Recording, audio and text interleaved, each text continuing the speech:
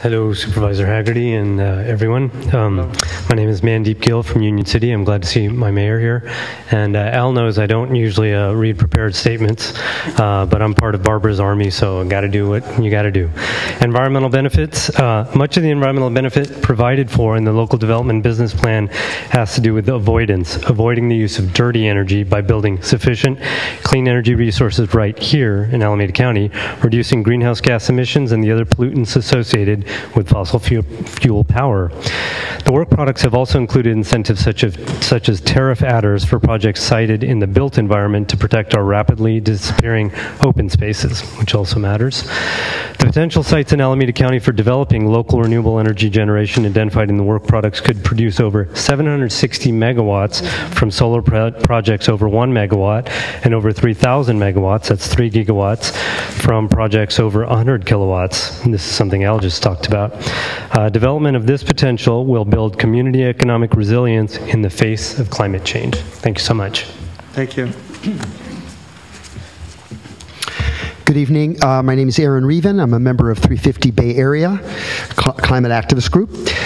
So this is a bit of a review. There are certain recurring policies and principles embedded within the local development business plan that reflect principles that lay the foundation for East Bay Community Energy to become a model energy service program delivering the maximum possible community benefits. So just to itemize some of those policy principles, we appreciate and support adders or increases to tariffs and to point scores during evaluations of contractual bids that incentivize community benefits. Contractual relationships between customers and the agency which will build program loyalty and make customers into partners. Building in-house capacity and competency to better achieve program goals. Explicit phase-in strategies to enhance program success. And finally, market-sensitive incentive pricing and other cost management policies to promote the long-term viability and stability of the program. Thank you.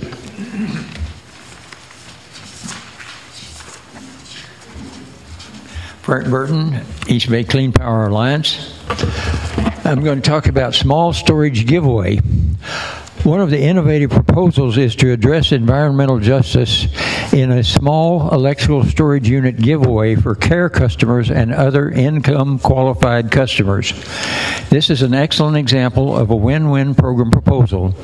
It would help customers reduce energy use during times when it is most expensive, saving them money directly. And it would help East Bay Community Energy increase its storage capacity because the agency retains access to a portion of the storage power for use when demand is high. In order to fund and implement this program, as well as other benefit programs for the most impacted communities, we encourage the board to approve a dedicated staff position for this purpose. We encourage the board to embrace these and other measures to ensure that the most impacted communities are, for once, the communities that are most benefited by East Bay Community Energy. Thank you. Yeah. Good evening. Sabine DVAR, the Sustainable Economies Law Center, a member of the East Bay Clean Power Alliance, and grateful to speak about the local development business plan, which, as you see from everyone here, is not just good policy, but good for participation. And I want to speak specifically about customers as partners.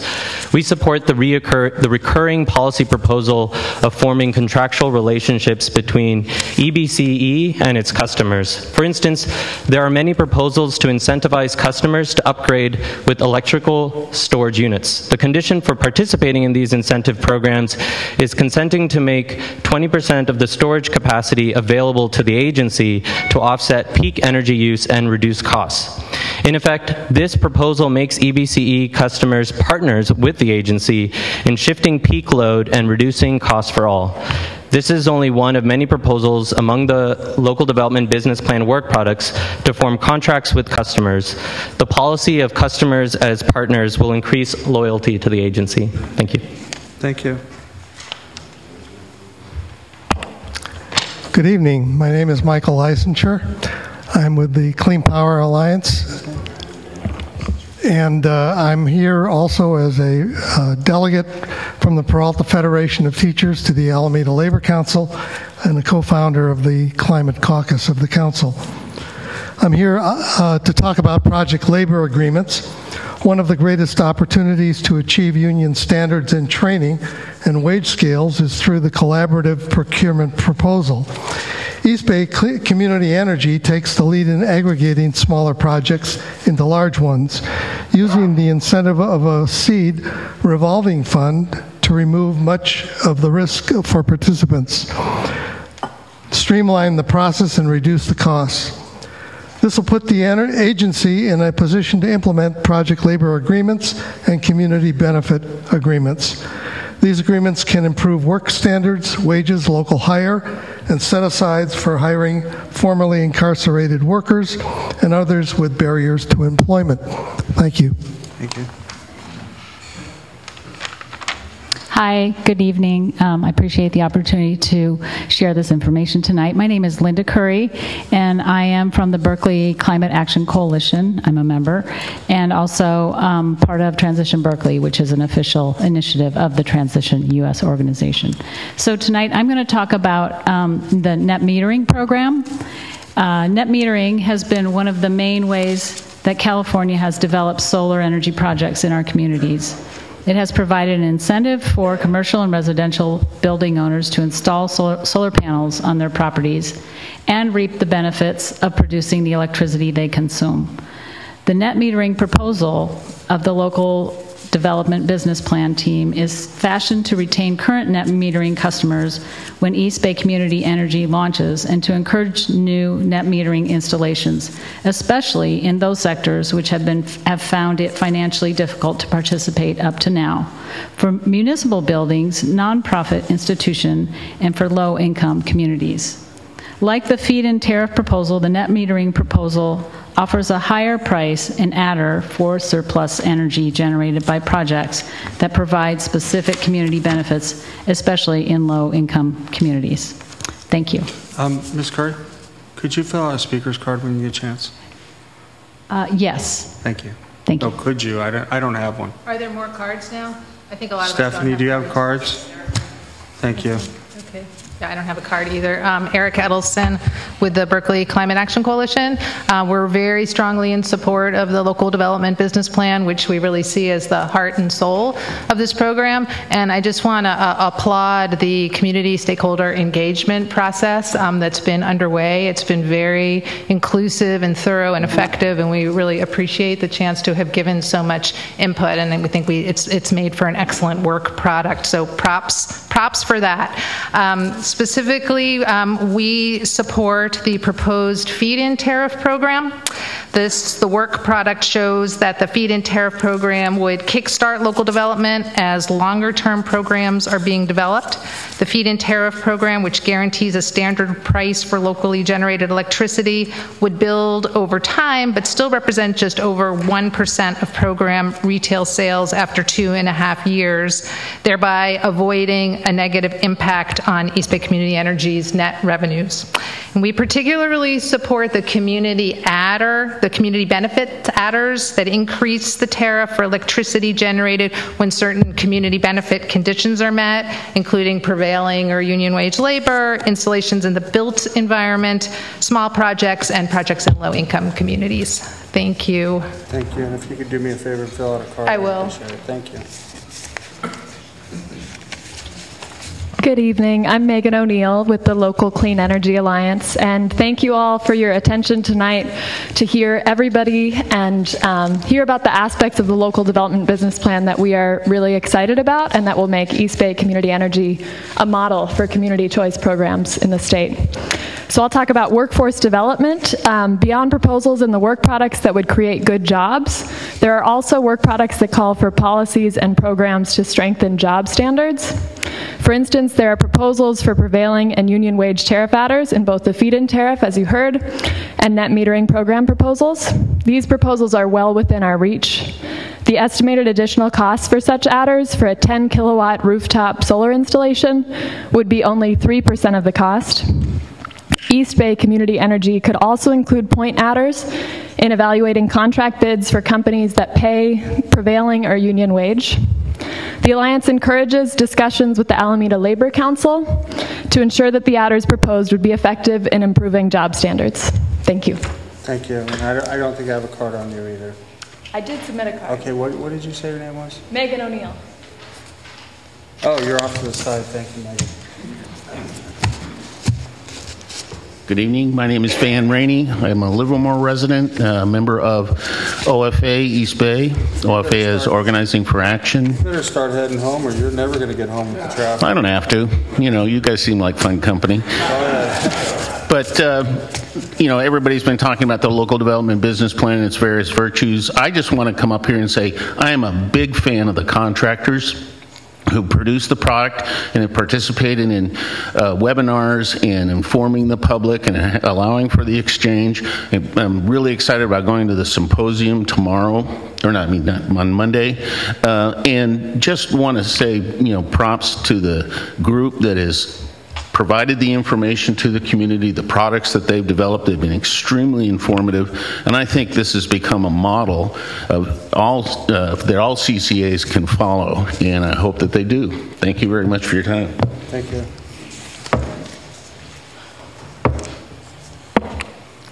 I'm Jing Jing, community organizer at the Asian Pacific Environmental Network.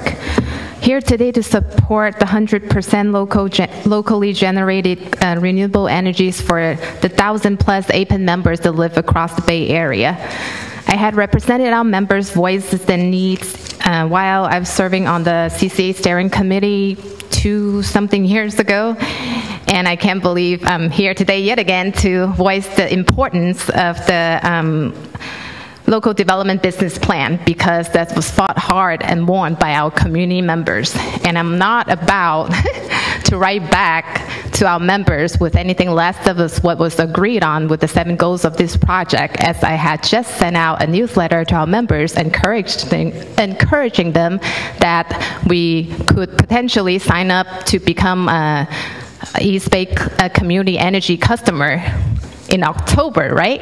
So I've already sent that letter out to thousands of our members, and I hope to see this project to fruition, to a fruitful, successful program with the intention of achieving the 7 goals that we have all come together and landed on. Thank you very much. Thank you. I don't have a card from you.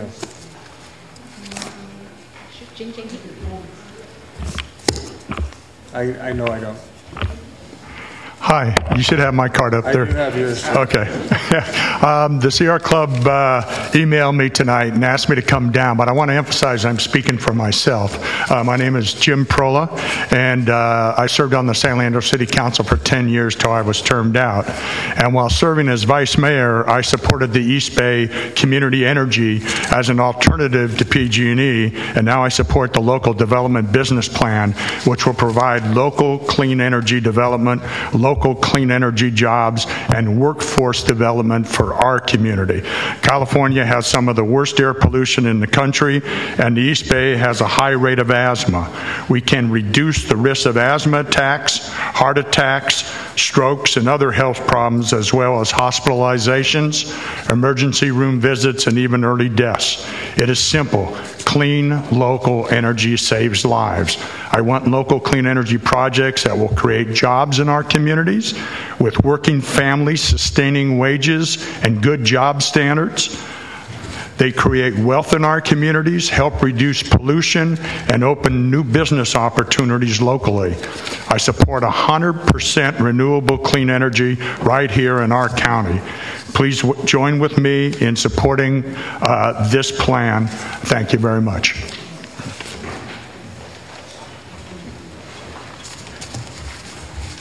Hello, my name is Margie Lewis. I'm an Oakland resident, and I'm here as a representative of Friends of the Public Bank of Oakland. We don't exist yet. We're forming. And a public bank is the perfect partner for local clean energy development. And we want you to know that the public bank totally supports local clean energy. Thank you. What was her name? I'm sorry, ma'am. What was your name? Margie Lewis. I filled out. I know you do. You're right on top. I just didn't hear your name. Oh.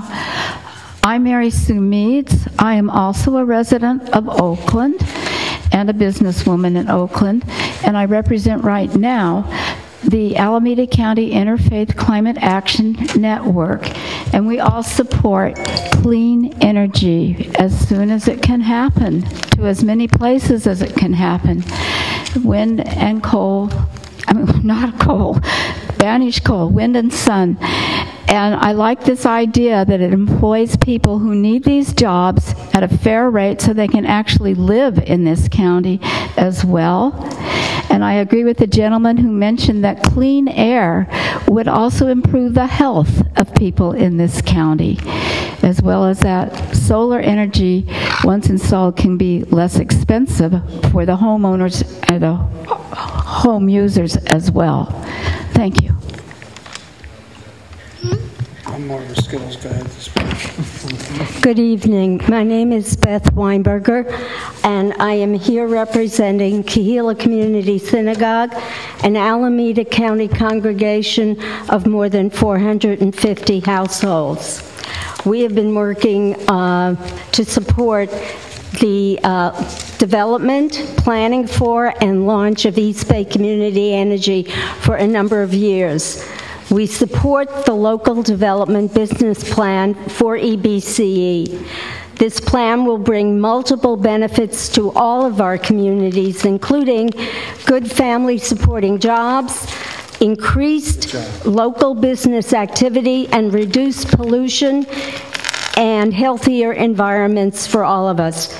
We support local ownership and control of clean energy resources that empower our communities and will create and keep wealth in our communities. Thank you.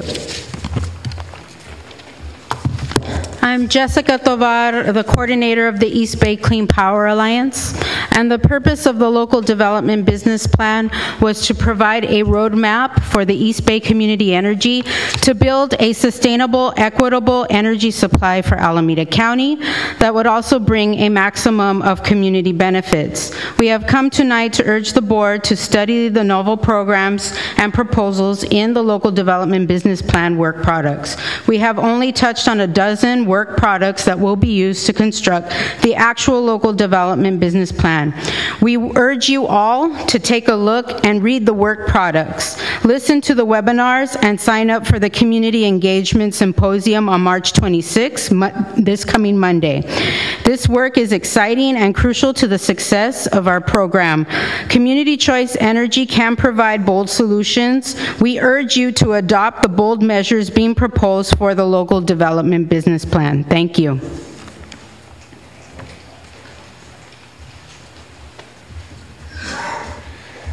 Good evening. My name is Jim Drake. I do live here in Hayward. I'm in Alameda County. I like clean energy, everything, but my contract and the people here in Hayward, it's with PG&E. You don't take everybody in Hayward and bring them into this. You ought to say you're with PG&E. Do you want to opt out of PG&E and go with East Bay Community Energy? It's like you're forcing it, because there's a lot of couch potatoes. I am one a lot of times too, but it's not going to lower our energy prices. It's just another middleman, as I see it, working against PG&E. You're not going to win. Sacramento doesn't win. They barely get some ordinances for clean energy, and they've got schedules they've got to meet, but they're laughing all the way to the bank on this one. And I'm going to opt out. Mendel says you'll receive a card in November. I talked to somebody in here, and they said it'll be 3 months before that. Which is it? When do we get, so I can opt out and my neighbors can opt out? It's not right. We got to do the work. You guys are just saying, if you don't do nothing, you will automatically be with East Bay Community Energy. Are our electric bills going to go down $15, $10 or anything? No. I mean, it's totally wrong. It's like Hayward has got enough issues just with how they conduct business, and it's only in Hayward stuff like this can happen. But most of these speakers are all from out of town. Or they're in Alameda County. So is Hayward, Alameda County. But Hayward is Hayward, and I'm a Hayward resident. And the people I've talked to, what's the point of going with this community energy? It's totally wrong. It's done backwards. It should have been the other way around. We're at 2 minutes, sir. Thank you. Yeah. Well, sir, thanks for coming down, but this is a county-wide. It's not just a Hayward thing. So this is a county-wide thing. That's why you have people coming from other cities. This is not, we just happen to be meeting here in the Hayward City Hall, but we are representatives from cities throughout Alameda County. We have Fremont here, we have Emeryville, we have Piedmont, we have Hayward, we have San Leandro, we have Dublin. I am from the county. It's not just a Hayward thing. It is a county-wide thing. I appreciate you getting off your couch today to come down and speak to us. Thank you. But all right, what about my card? When do I get to opt out? When do I get that card? I'm not sure when the cards are going to be. Do you know when the cards are going to be mailed in? September. You'll get your card in September, yeah? In September, and then you can keep paying your higher bill. Good evening. My name is Ben Foster, and I've been closely following EBCE's implementation process over the last few months as we've been working on a study to help the cities evaluate their options for their default energy mix. I'm really pleased to see the fast progress that EBCE is making and look forward to a successful launch here later this year. However, one key item that I've observed for EBCE as compared to all of the other newly forming CCAs is that the decisions you're making around rates and product mixes hasn't been accompanied with the operational budget.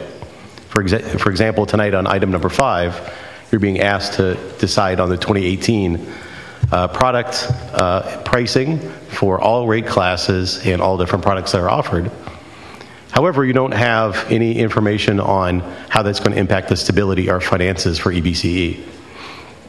These must be difficult decisions for you to make without that information, and it's certainly difficult for the cities and other stakeholders to understand how those decisions are being made and how the rates are being set relative to the cost of power.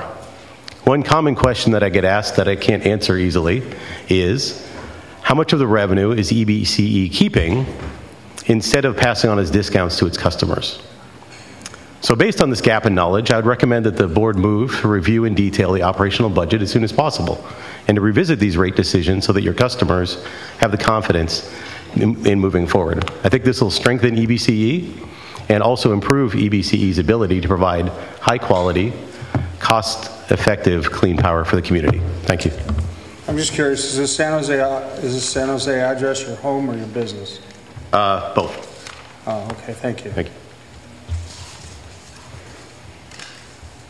Chair Haggerty, directors, my name is Jane Kelly. I would like to cede my time to Tom Kelly. Welcome. Thank you, Jane. Director Haggerty. Did she say she's exceeding her time? Cede her time? Yeah. No.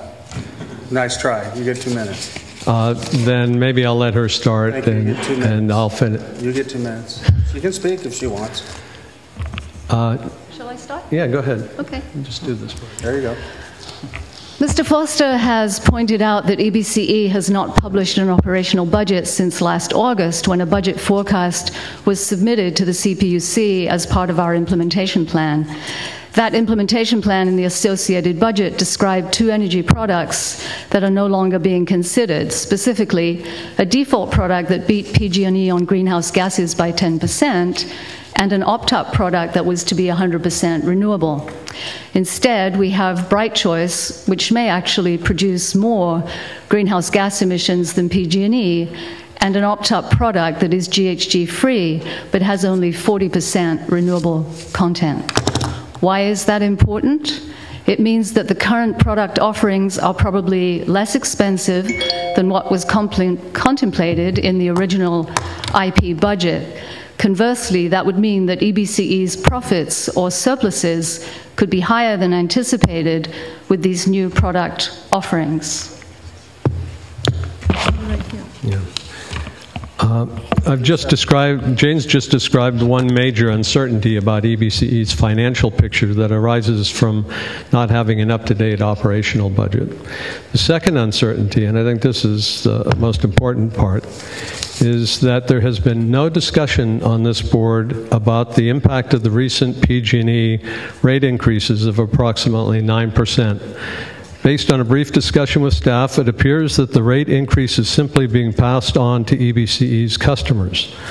Remember, on February 7th, you approved a default product with a 1.5% discount to PG&E.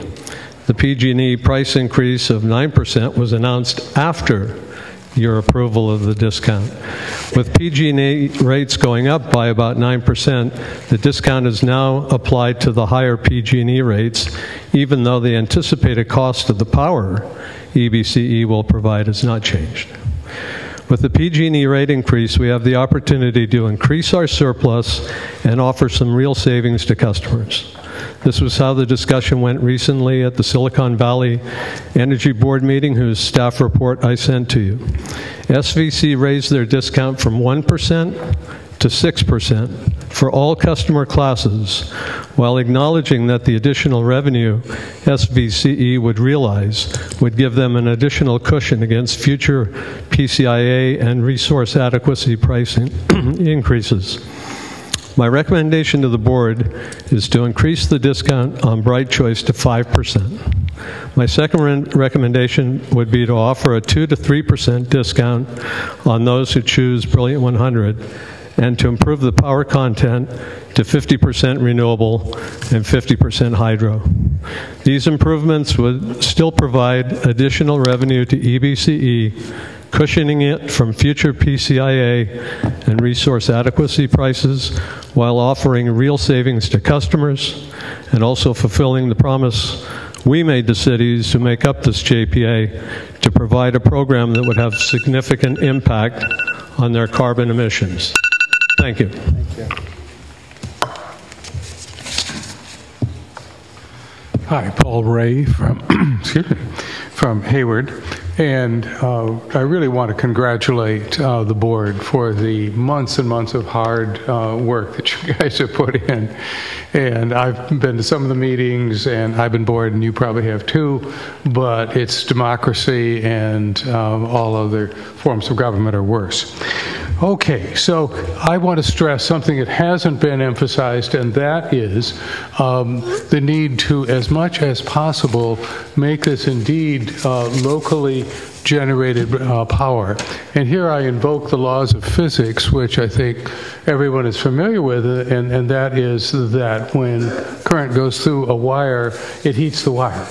And that, of course, then means radiation and heat is generated and lost over distance. So I'm again emphasizing the local piece here, and just as much as possible, rooftop and community solar arrays and this kind of thing are really the way to go. And I know I'm telling you things that you already believe, but I just want to emphasize how important the local piece to this is.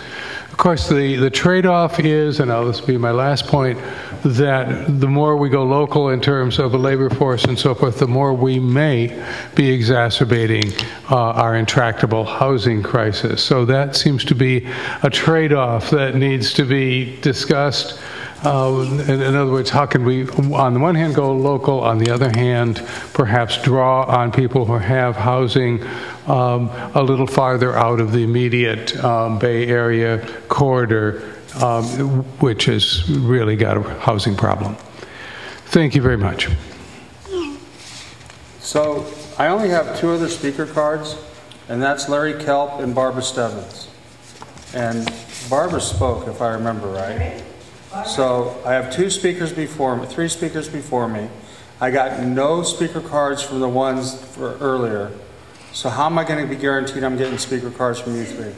We have given most of the speaker cards now to Bethany.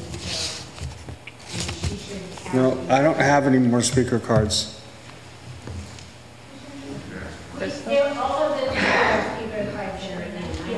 I don't have speaker cards. I didn't get the speaker cards from the earlier ones. Okay, come on. Hi, my name is Crystal Huang. I'm currently working on a startup project that's connecting community organizations to each other after working for so many years in the renewable energy industry. A big portion of my career was on how to come up with different technologies and how to deploy them for decarbonizing our economy and decarbonizing our environment. And I understand from that work there's a huge difference between carbon-free and renewable energy. And the fact that renewable energy not only renews the resource and actually create unlimited resource like your logo has from the windmill and the sun, it also creates a lot of jobs for the local community with clean air and clean water that we all should enjoy. And when my startup got hired by the local Clean Energy Alliance to put together the 10-year anniversary and the celebration of energy democracy called the Clean Power Healthy Communities last year, I was thrilled because one of the main reasons why we're there putting together, celebrating is because of the milestone that you've all done together. And this is why we're all together. And a lot of us in this room were there. And I was so proud when I was putting that together because everything that you're working on together, it is extremely innovative in the country. The fact that you are going to have the opportunity to provide local jobs and businesses for people to have a choice and to grow. And the fact that you are currently in this exciting intersection where you can actually guarantee local development with your innovative approach through your entire governing structure is something that I'm extremely proud of, and I applaud the work that you're doing. And I know that things can be difficult, especially if you're looking at cash flows and pricing. And I would say that a lot of time the sum is greater than the part of the sum is greater than the whole. You know what I mean? And so my point is that instead of just giving some small savings to individual customers, I would see a lot more innovation when all of you guys are coming together to create that big difference and come up with innovative programs that would make jobs and healthy solutions for the community. So thank you for what you're doing. Thank you. Greetings, good evening. I'm Shreya Shankar with Rooted in Resilience, and I'm excited to be here in support for the local business development plan. I think we need to be really focusing on building resilience in our communities, the folks that are already here, and I'm really excited to hear that we're having community-controlled, full renewable energy, 100% renewable. That's really exciting. So I would like to see us support the people that are already here in building wealth and resilience in their communities through, clean energy projects that create clean energy jobs right here. So I'm really excited about the work y'all are doing and excited to stay engaged. Thank you. Thank you. Thea. Hi, good evening. I'm Thea from Rooted in Resilience, and our organization focuses on amplifying and letting the voices of lower income communities be heard. And so I support local ownership and control of clean energy resources that empower our communities, especially the low-income communities and communities of color that are often left out in the clean energy economy. Thank you. Thank you. Well, I will admit, Barbara, you did it probably faster than 2 minutes per person. So thank you. All right. So with that, we shall move on. Mr. Kelly, yes. You want to speak on item 5 of the consent calendar? Come on down. You're the next contestant.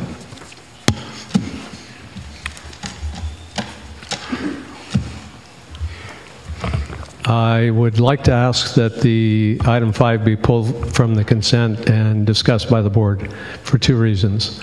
One, as I mentioned before, PG&E has just announced a price increase that went into effect March 9th that will substantially affect the pricing that has been established at this point.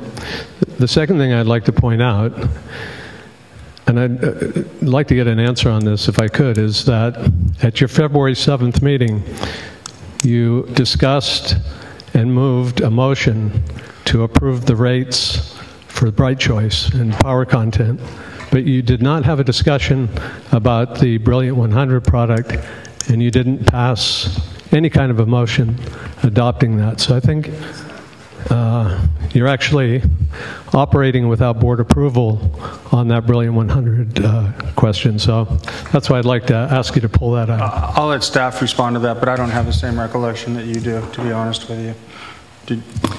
Yeah, so we've reviewed it, and that is not the case. Both products were approved in the motion. That's what I thought, so, okay. So with that, is there a need to remove 5 from the consent calendar? Or does somebody want to move the consent calendar? Remove it. I'll move all 3 items. Second. So I'm getting a motion to approve items 4, 5, and 6. Is that correct? By yes. Mendel? Yes. Where'd the second come from? Rude? Okay, thank you very much. Is there any objection to the motion? Motion passed without objection. Item 7.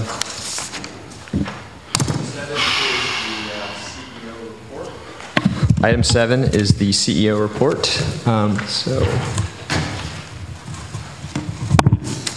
So this is an overview of a key operational update on key business flows. And so I will start by asking Taj, our Vice President of Technology and Analytics, to quickly walk us through where things are. Hello, Taj, staff person for Technology and Analytics. So just wanted to give you a quick update of where we are on those activities. So as you know, we contracted for a meter data management and call center services vendor, SMUD. We are started doing user acceptance testing today, which is very exciting. So we've been testing calling the call center. We've been testing opting in, opting out, et cetera. So there's a lot of activity right now going on. So that testing is going to continue for the next several days. The call center is also being trained. We're going to receive training as well on those systems.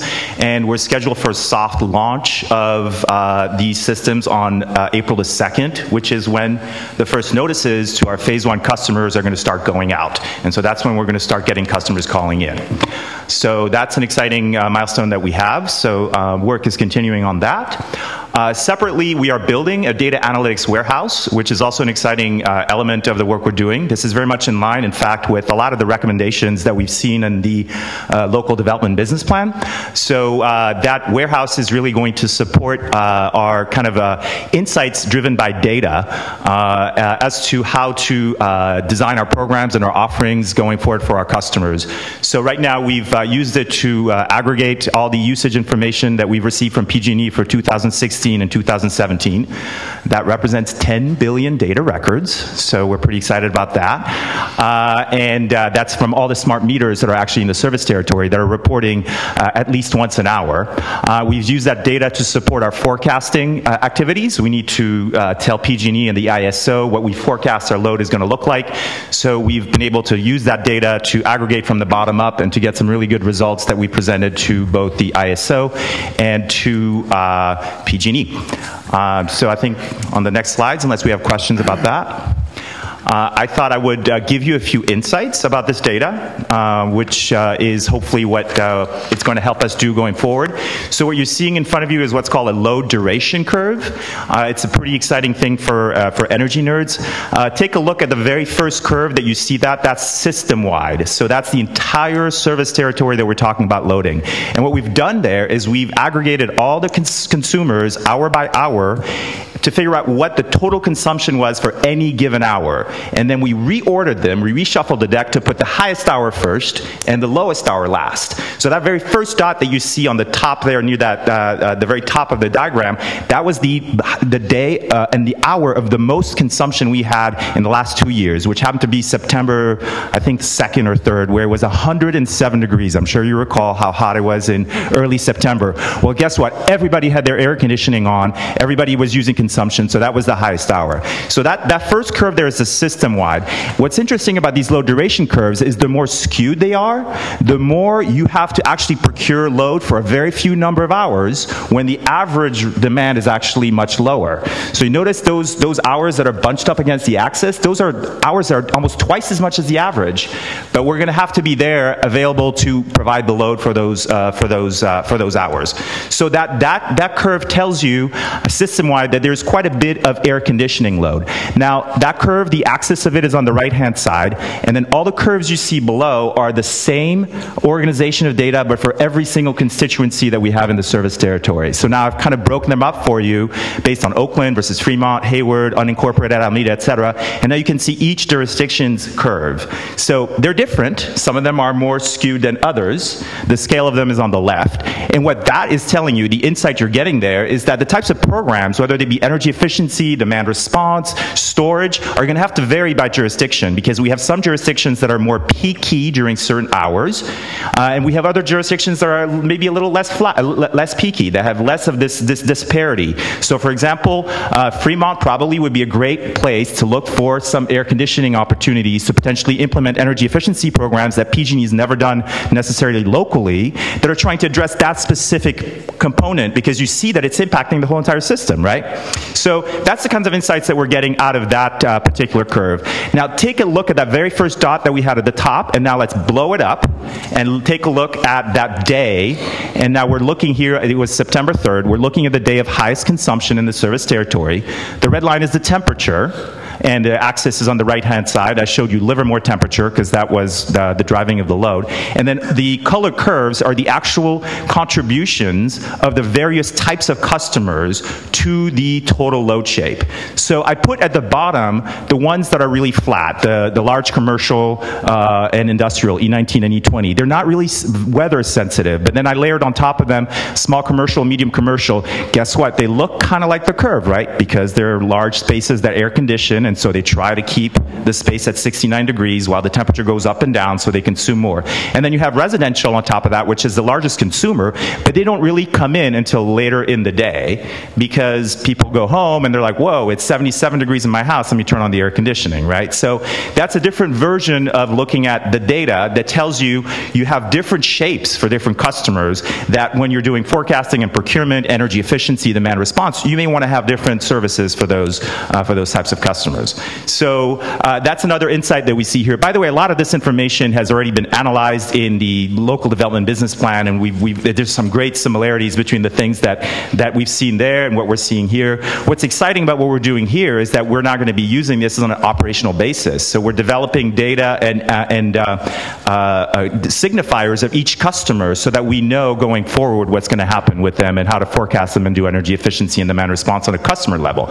And finally, the last slide that I'm going to show you, because I think this is exciting for a lot of us who really care about these issues, is this is the impact of actual local generation, primarily through net energy metering, that it has had on our curves already. The orange curve is July, it's both months of July, and the blue curve is January. And what's dotted is what the load would have been if we did not have local generation. And what's solid is what the load is actually because we have local generation. This is not a model, this is based on aggregating all of the meters that we have that tell us how much kWh they've received and how much kWh they've sent back into the system. So that's a very exciting curve. We're seeing that we can shift the curve already. We are shifting the curve. And again, local programs and local opportunities can help us shift the curve further. So those are just 3 insights that I thought I'd share with you guys, just to show you that we're starting to dive into this data, and there's some great opportunities with that. You do get rather excited when you talk about this, don't you? Yeah, I'm a data nerd, so yeah. Actually, an energy data nerd. I will say this, though, on the slide where you show the past slide where you showed this one. Yeah. My wife got the true-up bill, and she won't be running the air conditioner during the day. yeah, exactly, so, yeah. Are there any questions? No, we've actually fried eggs on the sidewalk in Livermore when it hits about 112, 113. There's not much to do in Livermore. You need to understand. Just sit there, and if you want clean energy fried eggs on the sidewalk, there you go. Come out to Livermore. Director Hahn. Thank you. Perhaps I'm not fully understanding the data insight, customer generation. Yeah. The next chart. Yeah. Why is the difference pronounced on certain days of the month and not on others? Is it because, can we assume it's because it was a different temperature, or there was more or less sun, or? Exactly. So blue is actually not a day of the month. It's the month of January in total.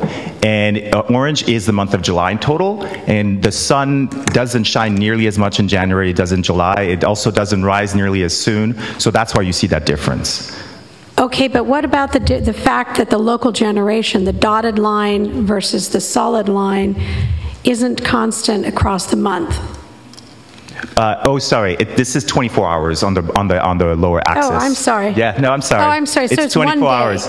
Yeah, okay. no, it's for one day that starts at 1 a.m. and ends at 23 p.m. on then the. I was reading it wrong. The axis is exactly. It's about so you can see the sun is rises around 6 or 7, and it sets around 10 or 11 in this. Well, around 7 in the summer and around 4 in the because it's lower in the sky. Got it. Yeah. Okay. Thank you. Yeah. Anybody else? Okay, anything else, Nick? Okay, no, thank you, Taj. Yep. So the next slide is a quick update on procurement, and this will be fast. So we have closed our credit facility formally. We have now funded our lockbox, and we have issued our first request for offers, which is really going out to buy the energy we need for 2018. And so we've issued our first request for energy supplies, and over the course of the next 2 to 3 weeks, we will be buying energy in 3, 6, 12-month blocks to meet our 2018 needs. Obviously pretty critical considering our June launch to lock in our energy volumes and be ready to start serving customers. So I just highlight that because it's another one of these key milestones that we're hitting as we move to launch. On the longer term front, right now we've been really focused on our work with PG&E around the Oakland Clean Energy Initiative, and this is the project we're working on with PG&E to procure local resources to close an old peaker plant that's located in Jack London Square in downtown Oakland. So this is administrative stuff. I'm just going to jump through this quickly. These are all administrative details and boxes that we've been checking over the last month. On the marketing and account services front, I think that the key point here is we are imminently going to be going live with our customer outreach. So while we have been regularly meeting with customers daily, in 2 weeks, or in 2 Mondays, not next Monday, the Monday after that is when the first mailers will start going out to commercial customers. So that's also when our call center is going to start going live. That's also when our customer relationship management system will go live. So that really is I guess the soft launch of the program, because it's when customers are start going to see, okay, this is happening, and I need to start thinking about my options, hopefully thinking about opting up. And so that's happening. Again, a really exciting milestone that we're about to hit. On the individual customer front, Dan Lieberman, who's here in the audience, as spending pretty much 100% of his time going out there and meeting with customers. Everyone from Ghirardelli Chocolates to Kinestrel Technologies, which is a glass manufacturer, to Fremont Unified School District, and all the kinds of customers that we have in between in our sort of top 200 list. Also doing some really targeted outreach in the communities of Albany and Hayward that we'll get to a little bit later. Why we're doing some of that really targeted outreach. On the finance front, as I mentioned, we did formally close our credit facility, and we have initiated the first draws to post collateral to buy energy. The other major sort of financing front is we are working with the county to transition accounting from the county to our own internal but what will be external accounting vendor. So we've been in the process of interviewing potential accountants who have some background in energy. On the regulatory front, the two major proceedings we've been focused on have been the power charge and difference adjustment. That is the exit fee. The major milestone there is in 2 weeks, our trade association is going to be filing testimony where they put forward a proposed alternative to what the utilities have been putting forward. It's an alternative that I think all CCAs have been working very hard on, and we feel that it will put us in a very good position for the long term as opposed to the utility proposal that would really damage kind of operating and nascent CCAs. The other rulemaking is resource adequacy. This is capacity that we have to buy, and we're working to try to adjust the rules so that they are more supportive of allowing CCAs to make the decisions that we want to make. So if we don't want to have to procure natural gas, we want to pursue cleaner options. That's one of the priorities we're looking at in the resource adequacy rulemaking. On the legislative front, it's really too early to really point to major initiatives. I would say the major thing that we are observing is an effort to deal with the fires. And so on the energy front, the legislature has really been focused on dealing with the impact of the fires on utilities and the fact that there are many lawsuits that are outstanding with the utilities, and trying to figure out how do utilities continue to operate in an environment where these fires are expected to continue to happen. And as a result, there hasn't been as much action on sort of the CCA legislative front. Local development business plan. This is really just a reflection of, there are a set of 12 work products that have been published. We actually are on the cusp of publishing another 10 draft work products for review. And next Monday in Oakland, there is a symposium, and we are starting the process of planning 2 additional evening sessions that will be in, I think one will be in the Tri-Valley and one will be in sort of central or southern part of the county. So we're working on those details, dates, and specific locations. And then finally, phase 2, we've been working hard to try to determine when we feel like will be most feasible to launch for residential customers. And after sort of much discussion with SMUD, mostly around their ability to support the elevated call center volumes that you expect to have when you launch to residential. Can I interrupt you? Why do we have a phase 2 update on our screen, but it's not it's there. Never mind. I was looking over there. Okay.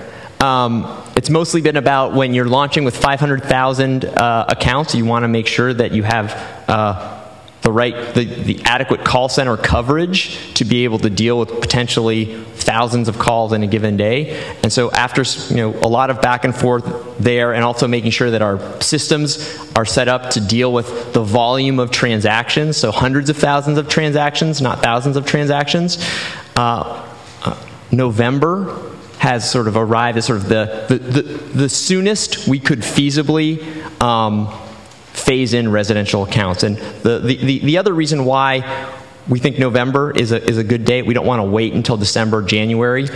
We didn't show it in our data, but our system is a winter peaking, so bills tend to be highest in December and January for the average residential customer. Darker, more lighting. We do have a not insignificant amount of electric heat, particularly in apartment buildings. And so we don't want to wait to launch to, say, January, when people are just going to have higher bills because they're using more energy. We feel like if we launch in November, we'll still be in sort of the kind of at the tail end of modest bills that you see in the fall. And while we are offering customers a discount, if you have a higher bill month to month and there's a change, you go from PG&E to East Bay, there may be a sort of a natural sense that, oh, something changed and my bill is higher, so it's their fault.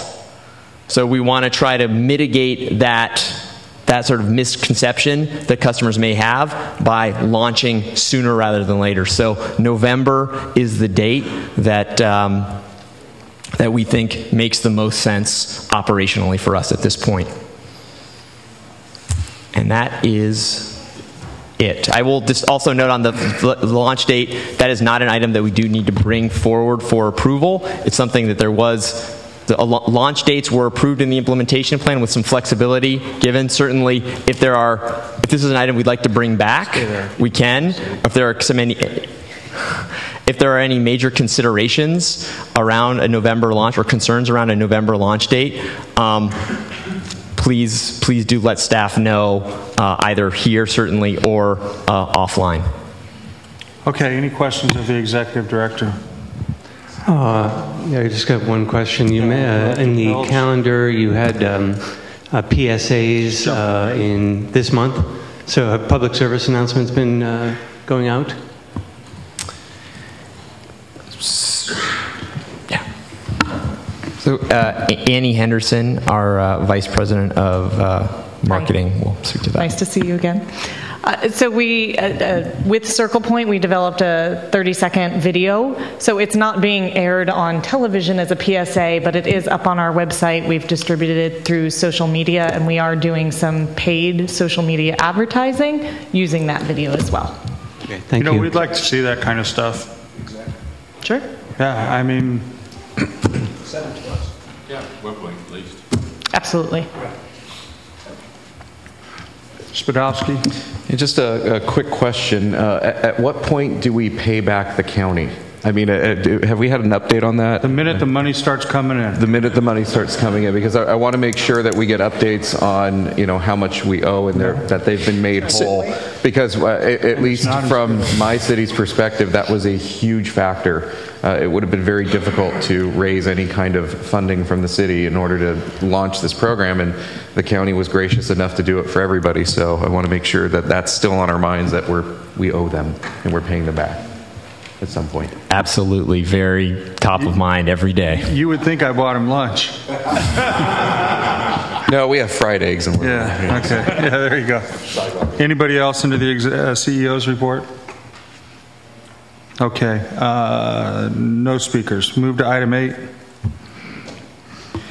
So item 8 is anyway, I don't know if I have to, nope, okay.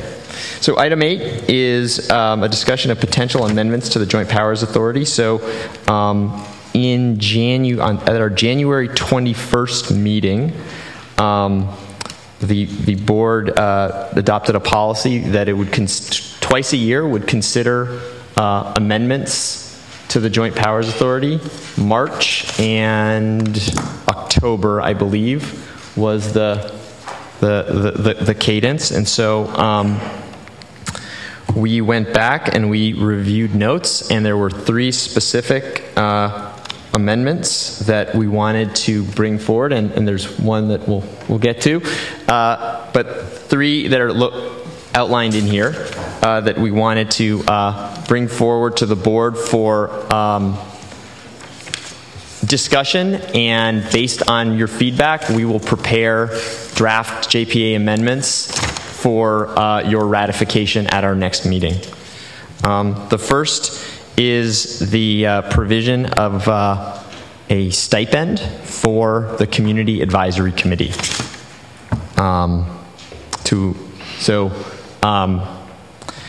I think we lay out an argument in favor, which is certainly there's a lot of time and effort that is put in by the CAC to attend these meetings, and this is a fair step to take to compensate them for the expense of attending these meetings. And the argument against is we are cash constrained at the moment. We're not generating revenue, and any expense is coming out of debt. But I would say from a staff recommendation standpoint, we certainly are supportive of this. The second... You want to go through them one by one? Or yeah, yeah, actually. So why don't we do these one by one? And as far as I'm concerned on the stipends for the Community Advisory Committee, I'm okay with that as long as we cap it at 2 a month. I think in Director Allred's case, she should be paid the greater of the 2. So if she, for example, attended 2 CAC meetings and 1 Board of Directors meeting, she would get paid 1 CAC meeting and 1 Board of Directors meeting. Is that clear? Yes. if she attended 2 CAC meetings and 2 board of directors meetings, she would get paid in a month. She would get paid 2 board of directors meetings. Yep. Okay, I just want to make sure. I don't know how she feels about that, but that's how I feel about it. Director Bonacorsi. Thank you. I don't know if this was discussed at a prior meeting, but it doesn't indicate what the stipend is.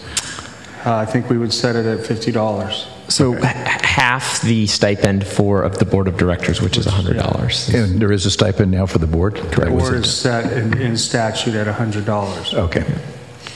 So I did neglect. Which was less than what we had thought. Which is why Ann Olivia is giving me cross eyes right now, so. Mr. Chair? Yes. It would be great if we could clarify, since the board has not been receiving the stipends that are authorized by the JPA agreement, if we're paying in arrears or not. No, we're not. Okay.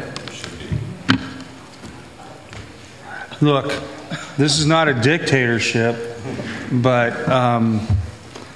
the agreement is that until revenue started coming in, none of us would be getting stipends. But in revenue, as last time I checked, I don't see any money rolling in. But I felt as the chair that, quite frankly, we've had some pretty long meetings lately that maybe we should be paid stipends. So I thought the board should start receiving stipends. Along those lines, I felt that since the discussion had come up, that maybe the board would start getting paid stipends, because we're starting to have these long, well, didn't start, but the meetings seem to be becoming a little bit more intense, that maybe we should start getting stipends. So I talked to Nick to see if we get stipends, but I think it would be not proper for us to go back. I also think it would be very expensive on this organization to go back and pick up all meetings for, I mean, if you think about how many meetings we've attended and then times that by 100, that's going to be several $1,000s. And I don't think we should do that, to be very honest with you. I don't even think the press would be good on that. So I think, I tried to think, I was thinking that maybe we could start it 2 meetings ago, but Nick's been very slow to get this going. So we can start it tonight, or we can do what I asked him to do last meeting or 2 meetings ago and start it 2 meetings ago. But I would not recommend that we start it when we started signing JPA agreements. I think that's wrong. You guys do what you want. That's my feeling. Chair, if you're taking comments or thoughts. I'll take Giovanacci and then Mendel. Okay, thank you. So in any case... Keep in mind, you've only been to 2-3 meetings.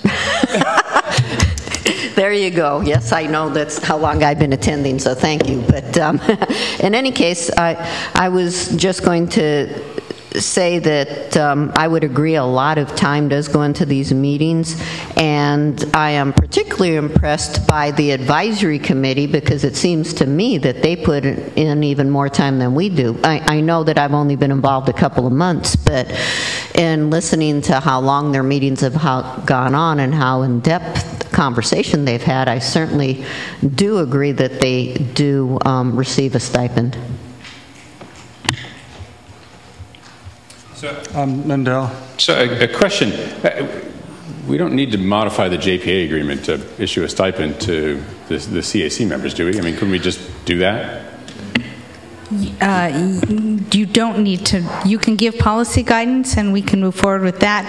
If you want it to be in the JPA, then we have to go through the noticing process, and we'll bring back the actual amendments to you. Yeah, and so personally, I don't have a problem with putting things in the JPA agreement that need to be there, but let's not get in the habit of putting things in there that we can just do administratively. That would be my suggestion. So I think this one is a legacy of our previous general counsel did feel like there was a JPA amendment was needed, but I think we have a new sheriff in town, and so that's good to know that we can just make this a policy and we can pursue it. So perhaps we will not bring this back. We'll just make it a policy if the board deems the policy to be something that they want. I think that's But since this isn't listed as an action item, this is just a discussion for tonight, we will probably bring it back in the form of a resolution when we bring back the JPA amendments, so that you actually take the action at that time.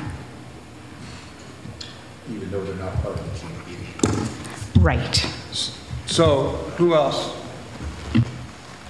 On this item, I just want to know if I'm moving in the right direction as far as the dollar amounts. Yeah. Okay, so, and is the board comfortable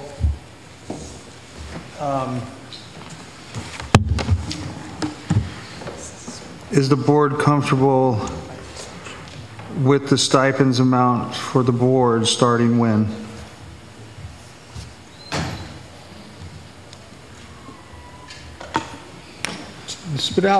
Well, I was under the impression, again, that you mentioned earlier that we wouldn't start collecting stipends until revenue started coming in, and also the county started to be paid back in some way, shape, or form. So with that being said, I would defer to the chair's opinion on this matter, because your county hasn't been paid back yet, our county. So I'm fine either way. Well, I think the question before you, to be honest with you, is does it start tonight, or does it start two meetings ago or 3 meetings ago? And that's where I think I want direction to give to our executive director. So I would prefer tonight, just to be a little bit cleaner. Yes, rather than any Sophie. retroactive. I think you're going to vote for it tonight since you weren't at the last 2 meetings, correct?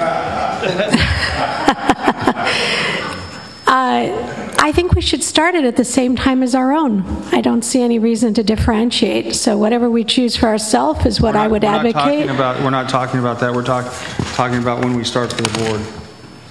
Excuse me? I'm just asking about the board right now.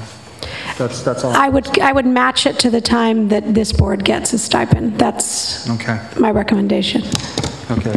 The question before you is it tonight? Is it 2 meetings ago, or is it 3 meetings ago? And I'm hearing tonight. Tonight's fine. Okay, there you have it. Tonight's fine. It's a policy decision, and to give the CAC a stipend is a policy decision. Well, actually, we're in the JPA. To give the CAC a stipend is in a policy decision which you will bring back to us. Yes. To vote on. Correct. And you've been given direction on that matter. Correct. Okay. We can make it retroactive to the meeting prior, so I mean we can, to your point, have the attorney work on it. Yeah. So the second item is, should the JPA agreement be amended to provide for alternate members of the Community Advisory Committee? The arguments in our analysis in favor are it increases the chance of quorum, and we are down 3 members currently, and so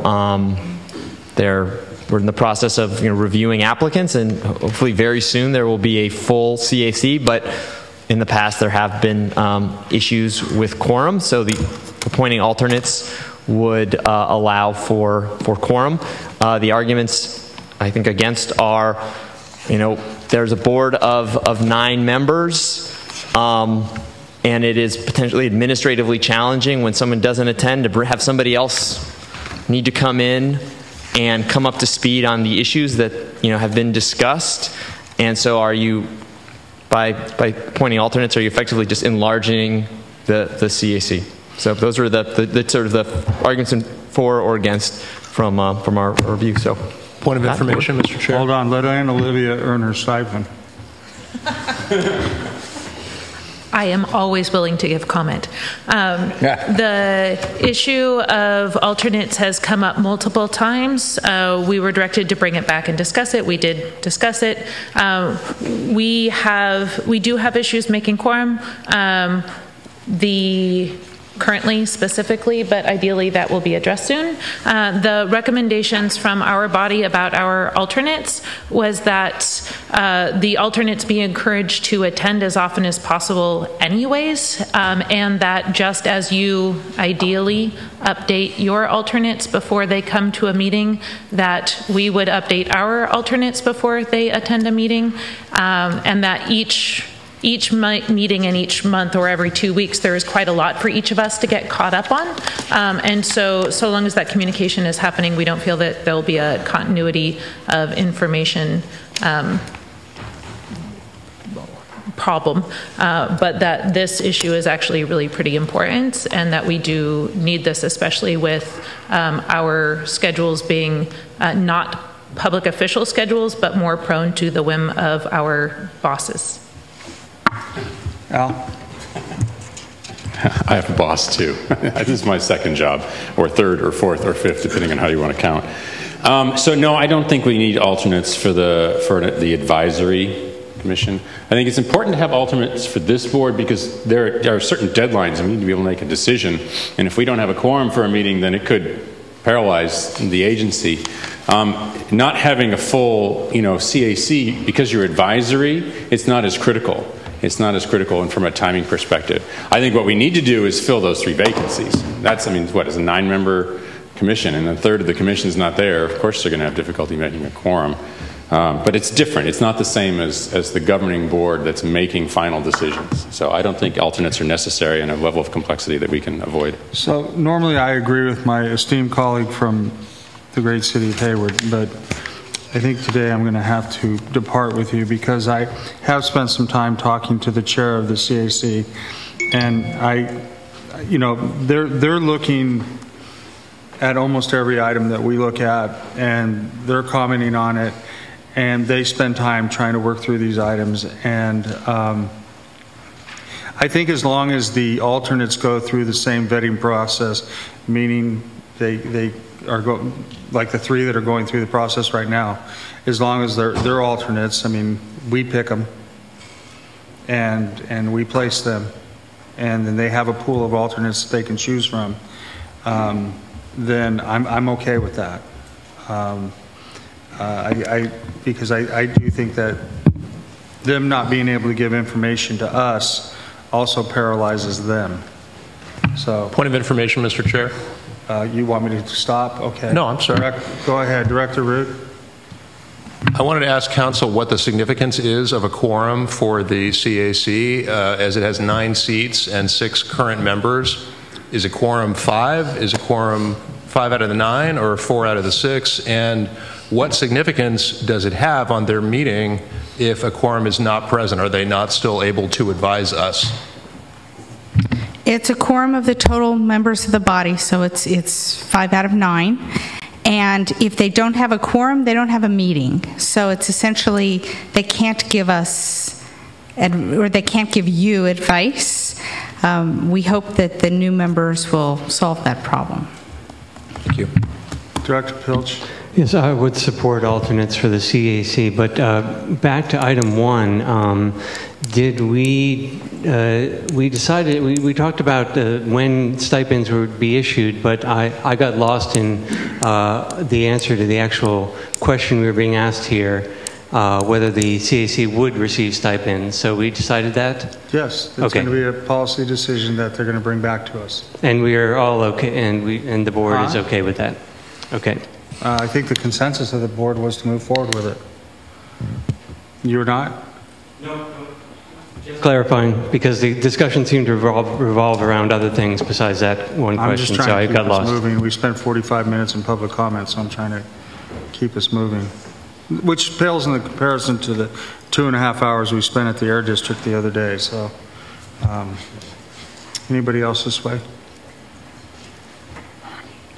Okay. Bonacorsi. Thank you, Chair. I also support having alternates. I think the function of a Citizens Advisory Committee is to be ambassadors to help promote the program. I think we should have as many people as possible, frankly. I guess the only clarifying question I would have is that we would, in the vetting process for the alternates, have the same emphasis on geographic diversity as we do with the actual members, so that we don't end up having alternates just from one city or one from just North County, so that we keep that as an emphasis. So, for this, kind of like sometimes it's like, where's it coming from? So for this item, as we bring it back, I think we'll bring back a generic JPA amendment that allows for alternates, and then subsequent to that, I think we're going to have to seek further policy guidance. So what if we did this? What if we had the 9 members, and then we pick 3 alternates, and say, for example, bad example because Ann Olivia is the chair, but we'll say for example, Ann Olivia is not the chair, she's just a member, and Ann Olivia says, I can't make this meeting, and then she has this 3-member alternate pool that she can pull from to pick and say, okay, hey, I can't be there, can you be there? Yeah, I can cover that, and then they go. I mean, it's similar to kind of what they do at Waste Management in a way on the recycling board. They say, hey, I can't make who can make it? That's kind of the way they do it. It's more with elected officials, but it kind of works. So what about that? So that was exactly what I was going to say, that when we bring the amendment, we may want to seek some policy guidance, but if you give us the guidance to say it's a pool of 3 and that you select a pool of 3, we'll have to think through some of the selection criteria, because you want to, to Director Bonacorsi's point, you want to make sure that that pool is a representative pool, and if somebody's not there, do you want the person who's taking their place? So there's some complexity not to be discussed right now. We can work through that. I think that's, if I may, Mr. Chair, I think that's for the board to decide when we're picking who those people are. I think a pool of 2 or 3 alternates for the entire committee makes a lot more sense logistically. That way you're not doubling the size of the committee and trying to get 18 people who are sort of keeping up with stuff. You just got 11 or 12, and that should help with the quorum issue.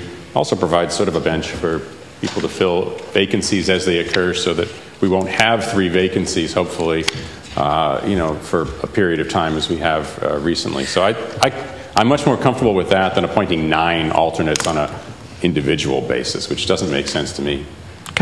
Okay. Are we moving in the right direction, board?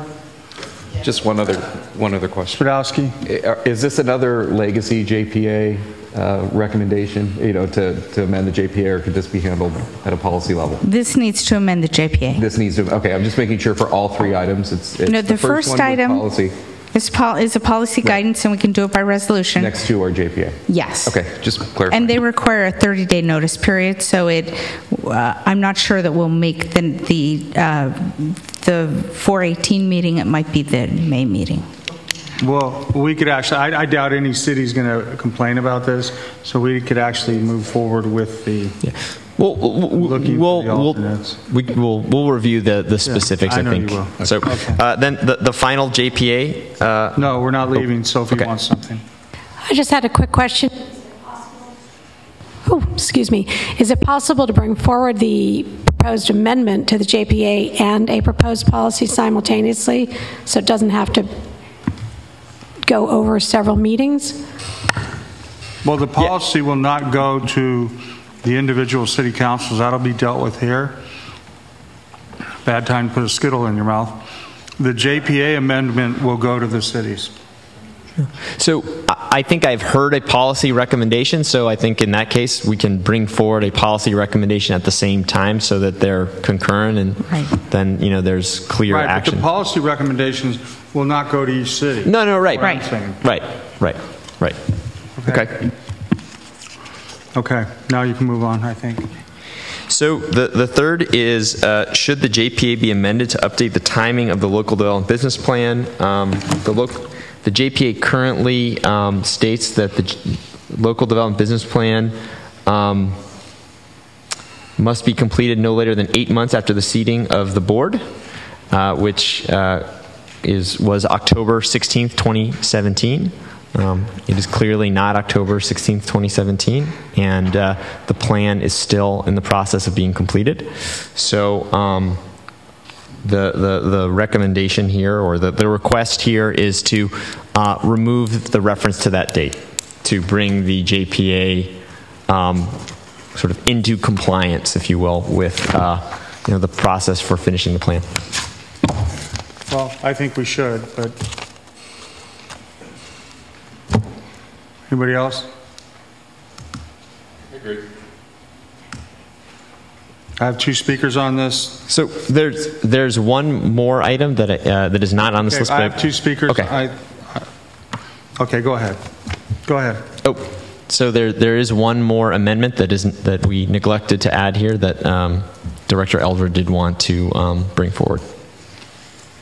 At that January meeting, the CAC had brought forth a request to have CAC representation on the executive committee, and the board was open to it and sent it with the rest of the direction back to staff to come back at this meeting. The issue at that time was that the JPA said that the chair could not be on the executive, but it does not actually say that somebody else can't. In talking through what some of those issues are, I would request that not actually be limited to the chair, because it would mean that only somebody who is available for daytime meetings could serve as chair in the future. So we would still like consideration and inclusion on the exec committee, but not to limit it to the chair, because it would limit who could serve in that capacity in future years. That's not a JPA amendment, is it? So you mean yes, on this board? To be on the executive committee. But the executive committee is at the call of the chair. So the JPA in the past discussion about having a CAC member sit on the executive, the JPA specifically refers to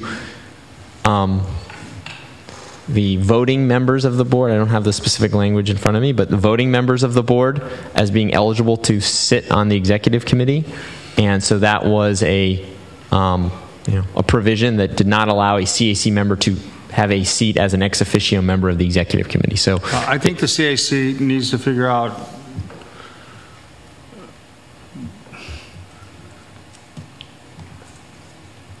because this wasn't in writing, I'm shooting from the hip.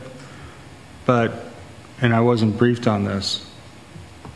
But it seems to me it's kind of like two bites at the apple, and that I think the CAC needs to put somebody on that can do both, I guess is what I'm trying to say. So what, Anna Olivia, what you're saying is you want to sit here, but then you don't want to do you can't do the executive committee, so you want somebody else that can do the executive committee. No, currently I would be prohibited from sitting on the executive committee. I am absolutely willing and able to do so, but currently I would be prohibited as an ex officio member because I am not a voting member of the board. So that is my understanding from our last council. I would prefer if the chair could also be the exec representative from the CAC, but it could prohibit electing a chair to the CAC that doesn't have daytime availability. So that would be the only thing I would ask you to take into consideration. And maybe that's just something we have to navigate, but that was my only concern that came up when we talked through council with that. I mean, I look around the county and I look at all the county boards that we have, and I can't think of any board where the advisory committee members then sits on the board of supervisors.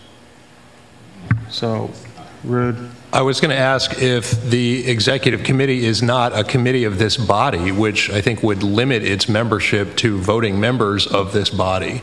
I don't think we have the power, or certainly I don't think we should have the power, to appoint a non-member of the board to a board committee.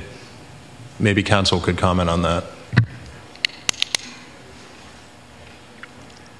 The JPA agreement is rather vague. It says the board shall establish an executive committee consisting of a small number of directors. So we have a director who is not a voting director, but other members of the CAC are not directors of this body and are not eligible to serve on an executive committee of it. It does say that the purpose of the executive committee is to conduct business with and it has certain exceptions. So the idea, I mean, I would is really to have a body that can take action. Look, at some point we have to be the elected officials. That's what I'm going to say. At some point we have to. We've been voted by the people of our cities, of our counties, and at some point we have to do that.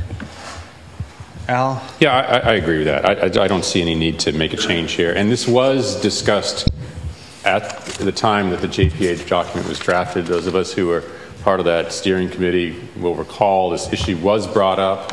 It's not an accident that it is written the way that it is. It's not vague. It was deliberate, and I don't see a need to change it.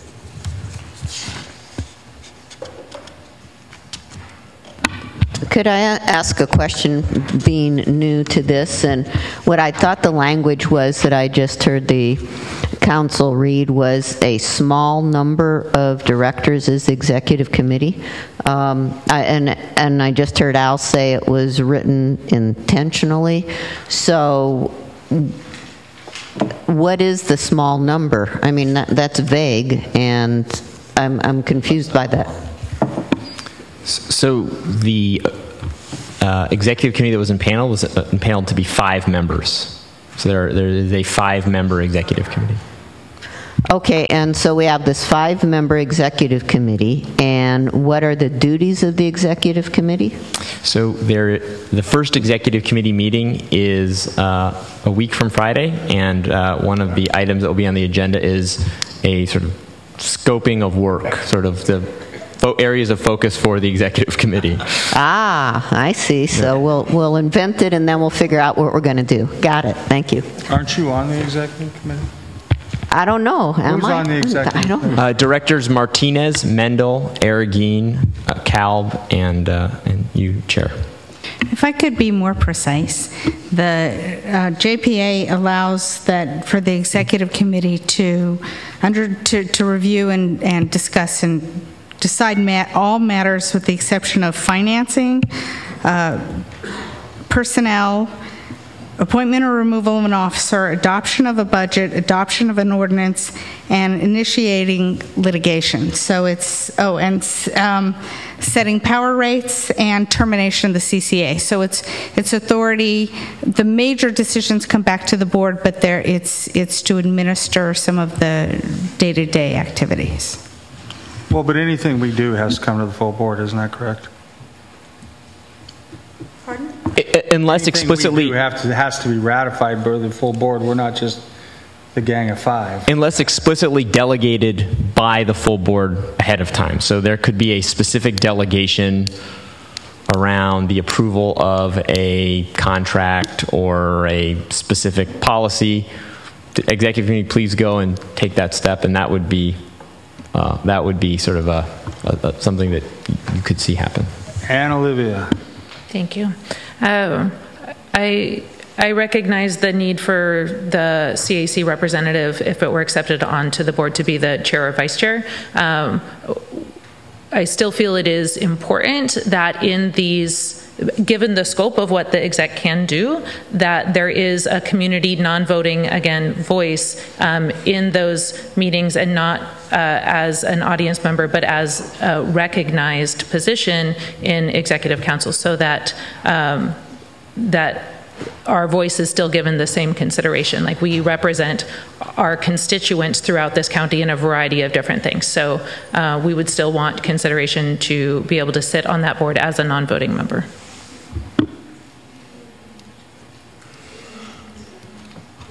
Anybody else?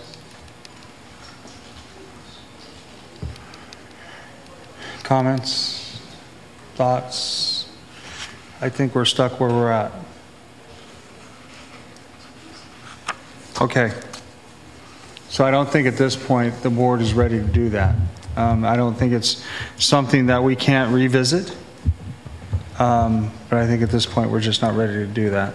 Is that correct? Can I ask a question? Yes. So is the executive board or executive committee meeting open to the public? Yeah. Yes, it is. Okay, so then whether anybody You don't need a member. Anybody, like you're pointing out, and Olivia, can still show up and give your input, whether you're an official member or not. Well, I think that was Director Allred's thought, was that she wants, or the CAC is looking to not only be a member in the audience. It's kind of the old, you know, if you're not at the table, you're on the menu. So she wants to make sure they're at the table, not just sitting out in the audience. She acknowledges that they can attend the meeting and be in the audience, but she's saying that they would rather be at the meeting, at the table. So just to clarify, those meetings will be on the public meetings page of the website then? Yes. They're Brown Act. It's a Brown Act They're body. Brown Act thank meetings. you. I don't think they'll be videotaped. I'm sure they'll be recorded audio, but they're not going to be in here. No. So I don't think they'll be videoed. They'll only be audio. Yep. I think that's right. Okay.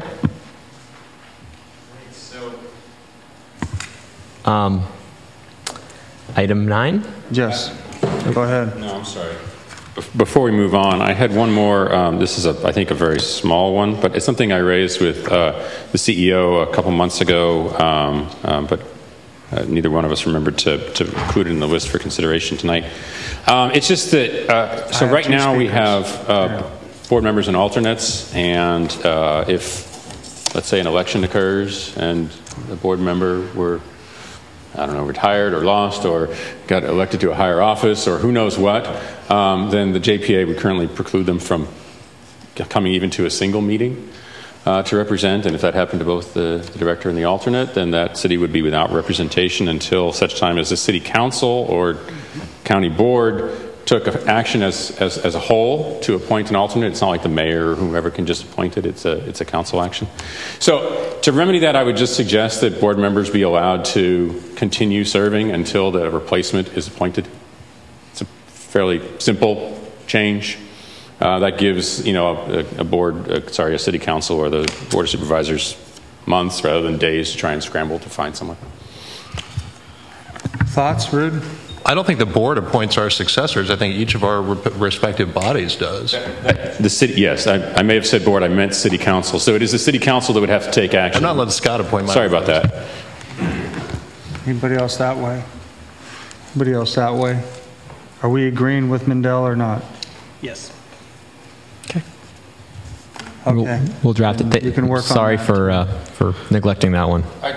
You know, in fairness, it was just a conversation you and I had in the hallway. I didn't follow up in writing, so it's much my fault as yours. Jessica Tovar, Tom Kelly. So this is item 9. No, this is item 8. Item Comment. 8. So East Bay Clean Power Alliance supports the community advisory's wishes to receive stipends and also have alternates.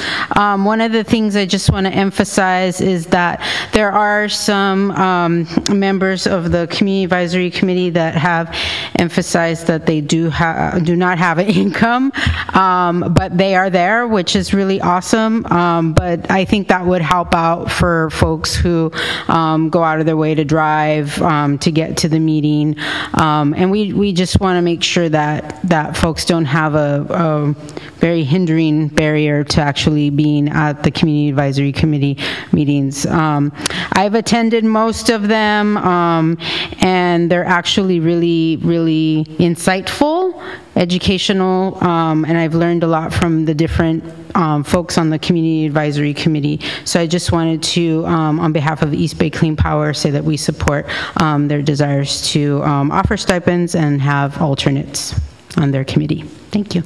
Tom Kelly. Thank you.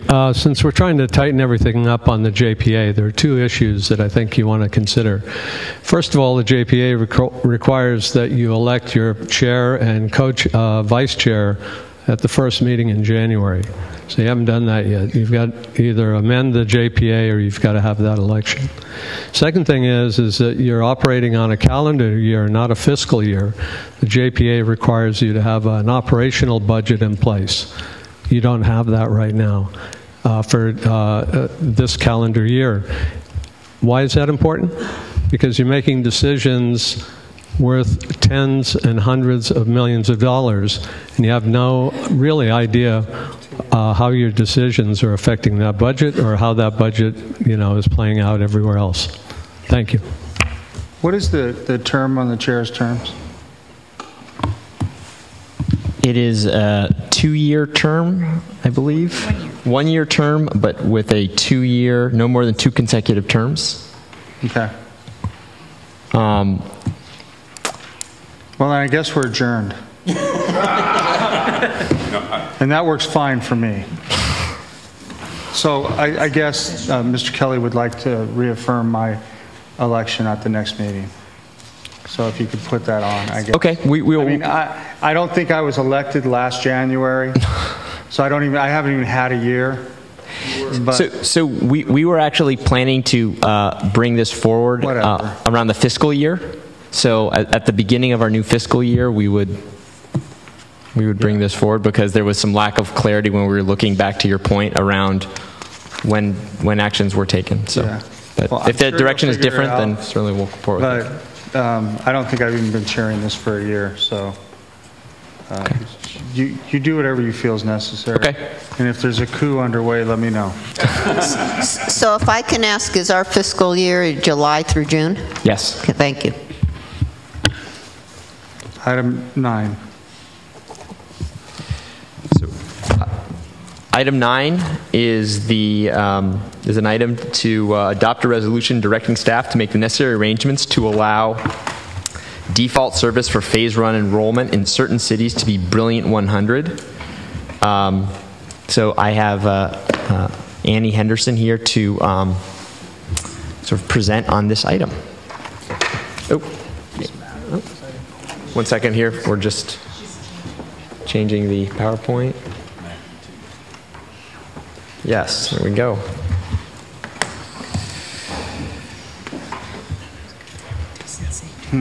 Good evening, Board. Thank you for being here this evening. So as Nick introduced, I'm going to present to you some information about city requests for defaulting to Brilliant 100 at the time of mass enrollment.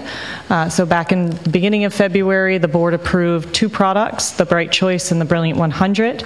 At that time, Brilliant 100 was set at 100% carbon-free and at cost parity with PG&E. This was done only in February, and so cities had to move quickly to make this decision. And I think when we came out with something that was on cost parity with PG&E, it became much more attractive as a default opt-up for not only their municipal accounts, but all commercial and industrial accounts that are part of Phase 1. So in the beginning of March, both Albany and Hayward took resolutions to their city councils requesting their municipal accounts, which is within every city's own control, but also for the automatic enrollment of all of their Phase 1 non-residential accounts to be defaulted into Brilliant 100. Emeryville took a resolution last night. It did not pass.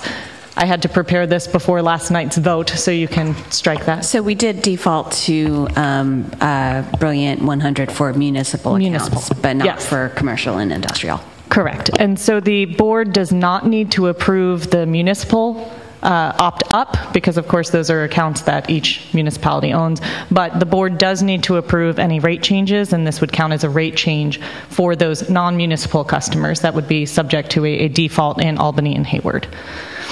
So the implementation of this is something that we as staff have been putting a lot of thought about. It does increase complexity, and with complexity does come additional operational risk, but we believe that we can address it. We're working very hard to be able to do that.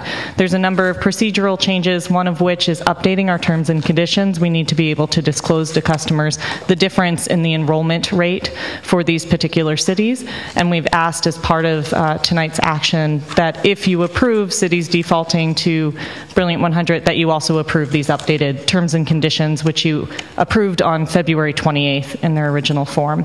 There are some challenges, of course. We have a essentially different default programs across our service territory, and so our marketing will have to be as clear as possible while communicating a lot of complicated new information. This is another component that we'll have to add in, but we've looked at ways to do that.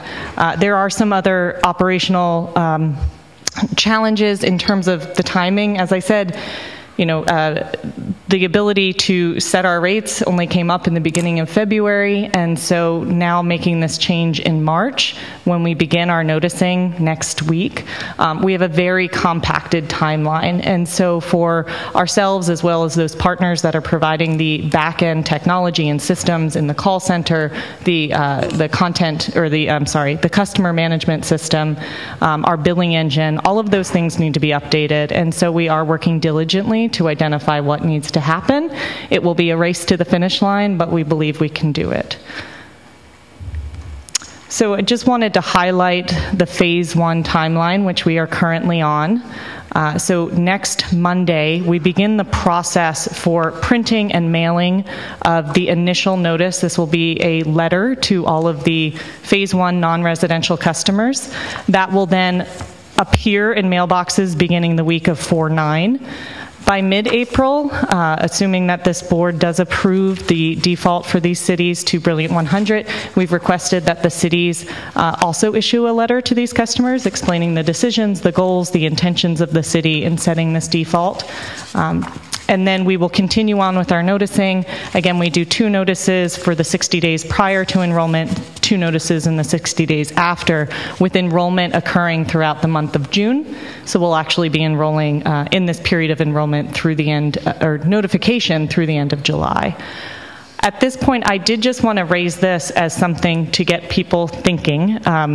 This staff is not taking a position on this, but we realize or at least I personally would like to improve the experience from phase 1 in making these decisions, and so I want to lay out a clearer timeline and provide the necessary information to inform city councils on just providing the information you need to make this decision. So what we're looking at is we've, as a staff, developed some talking points and a timeline. We want to reach out to all the city staff that we've been working with on your teams, make sure that they are informed, we answer any questions, we give that time. So through the end of April, we'll be working on that. By the end of May, we ask that any cities that do intend to request a default to Brilliant 100 for their residential customers, take that to their city councils by the end of May. The reason for this, it seems well in advance of a November launch, but we believe that the city council agendas are probably harder to get on. There's less attendance.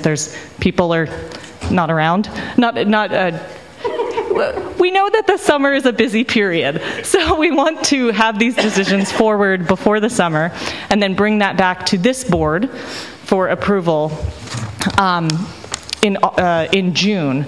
And again, this might seem well in advance of November, but we need to update these back-end systems. We need to think about our marketing and make sure, this is 500,000 people. We want to be very clear in our communications.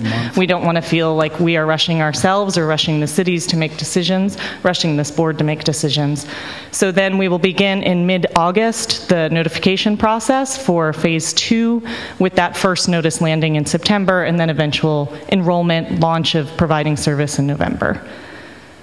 And so finally tonight, I'm asking the board to consider this resolution for adopting a default to Brilliant 100 in only Albany and Hayward. Again, we wrote this before the decision last night in Emeryville. If you do adopt that resolution, that we ask that you approve the terms and conditions of service to include this distinction. And then I would ask that the board go back with their staff and communicate some of this timeline that I presented around phase 2 and know that we will also be reaching out to your staff. So please contact us with any additional questions that you may have. Thank you. So I think tonight twice we've heard about collateral either being mailed out or videos, things like that. Now maybe other members have seen those, but I haven't. And I think it would have been nice to have the collateral here for showing us the videos. It's always nice for us to see something because somebody in the public's going to see it, hear it, feel it, and they're going to come up and they're going to say something to us. And You know, we're usually at meetings till 9, 10 o'clock at night, and we're going to look like, huh? Sure. So it would have been nice to have it here. Sure, and apologies on the video. I do have a small working group of a couple board members that I have been That's sharing really great. I don't even know about that, and I'm the chair. But I can certainly provide regular updates on both what is developed and in progress and coming. The notices were provided in our last board packet, so those notices to the customers have been provided to the board. What about this small working group? Who's this? Currently, it's Director Martinez and Director Rude just joined us. Really? I asked to be on it when I heard that it had happened, and I've received one email yesterday with some preliminary material. So we've been meeting at the WeWork offices in Oakland, and Annie's been sharing with me collateral as it goes out, and she's been kind enough to let me give comments. I do have a background in marketing, so I hope my comments are helpful. But I trust me, it's very, it's 97% done by the time it gets to me. I try to not request staff level input, that I try to get it to a point where it's I just think this is a bit of an awkward moment. Okay. Would you like to see the video right now? We could try to pull it. Yeah, I do. Yeah? Would you be able to pull up the website? Thank you, Stephanie. While she's doing that, are there any additional questions? Is there any other questions? Bonacorsi? Yeah, I guess it's more of a comment and a question, which apparently, and I don't, I commend Albany, Emeryville, and Hayward taking the initiative to go to the 100% renewable, but it would have seemed, as a structural matter. Go to the business page, please. Apologies. Are you okay? As a structural matter, it would have seemed that maybe as a board, as a joint powers thing, we should have just done it, launched it 100% countywide and made that as a countywide determination rather than particular cities. That would have coordinated with staff in terms of the marketing. And perhaps rather than having a May and then maybe 3 jurisdictions do it, 2 don't put it on their calendar, 3 don't act. I mean, why don't we have this as a joint powers amendment, simply just to step up and go to 100% renewable and not have patchworks within the various jurisdictions? So this, at our February 7th meeting where we brought our rate options forward, that was when the recommendation was brought that we offer a default product, Bright Choice, at a 1.5% discount and an opt-up at price parity. It's a 100% carbon-free, not 100% renewable is the product. And so that was there was discussion, and I think that there was quite a bit, I heard from the board, quite a bit of interest in a product that costs the same as PG&E's rates. There was also a high priority set on offering a product that was set at a discount.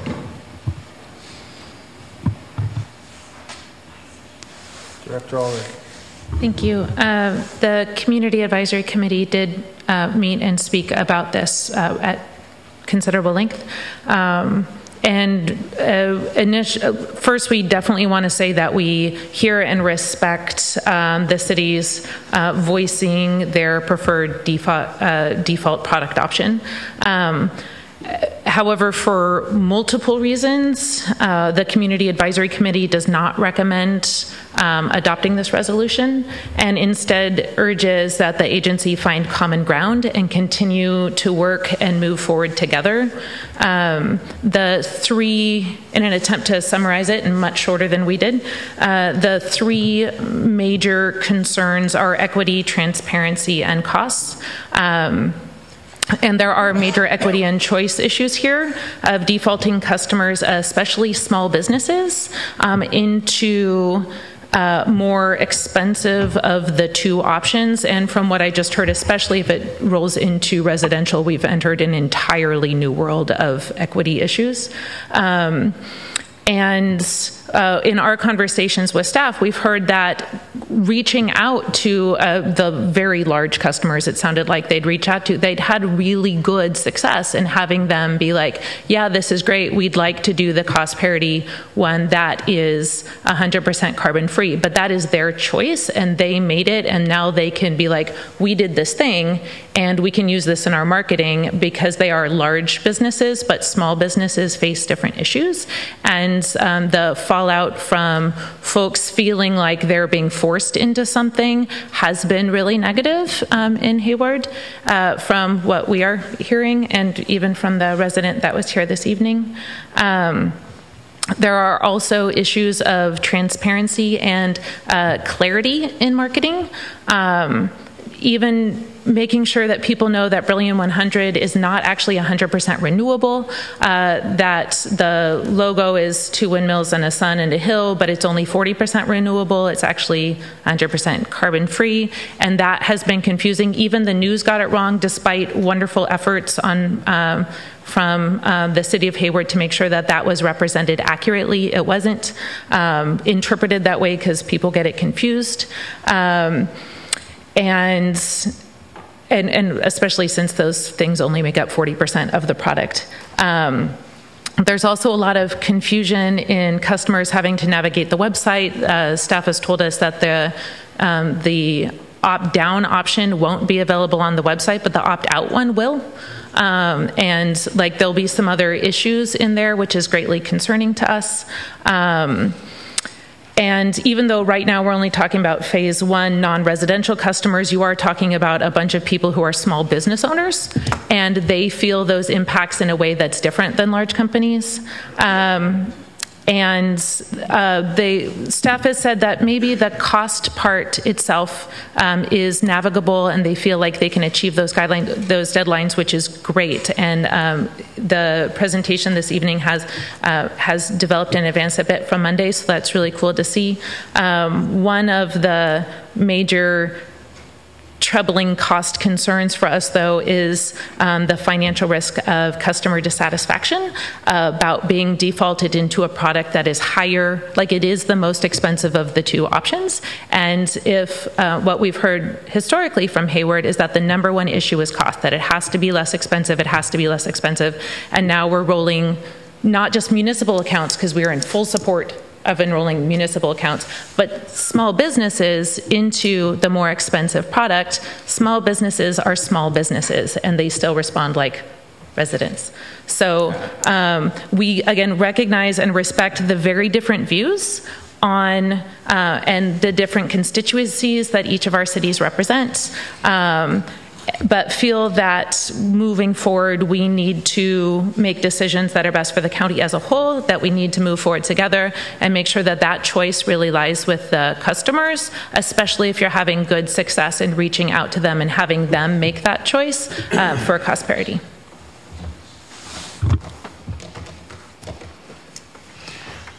Al and Sophie. Thank you.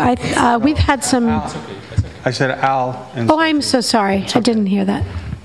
Go ahead, Al. So, as the representative of one of the two cities that has opted for this choice, a couple things. Yes, a lower cost option is critical to me and to Hayward, and I have been advocating for that all along, and we have that, and that is important. The choice of the default, I think, it was not a close vote. It was not 4-2. It was unanimous. Point of order. By the Hayward City Council. I'm sorry, we can't begin deliberating with voting members before we've heard public comment on this item. What? So we've heard from Ann Olivia. She's not a voting member of the board, but I'm sorry, we shouldn't be deliberating on this item before we've heard from the public. Okay. Jessica Tovar, Barbara Stebbins, Beth Weinberger.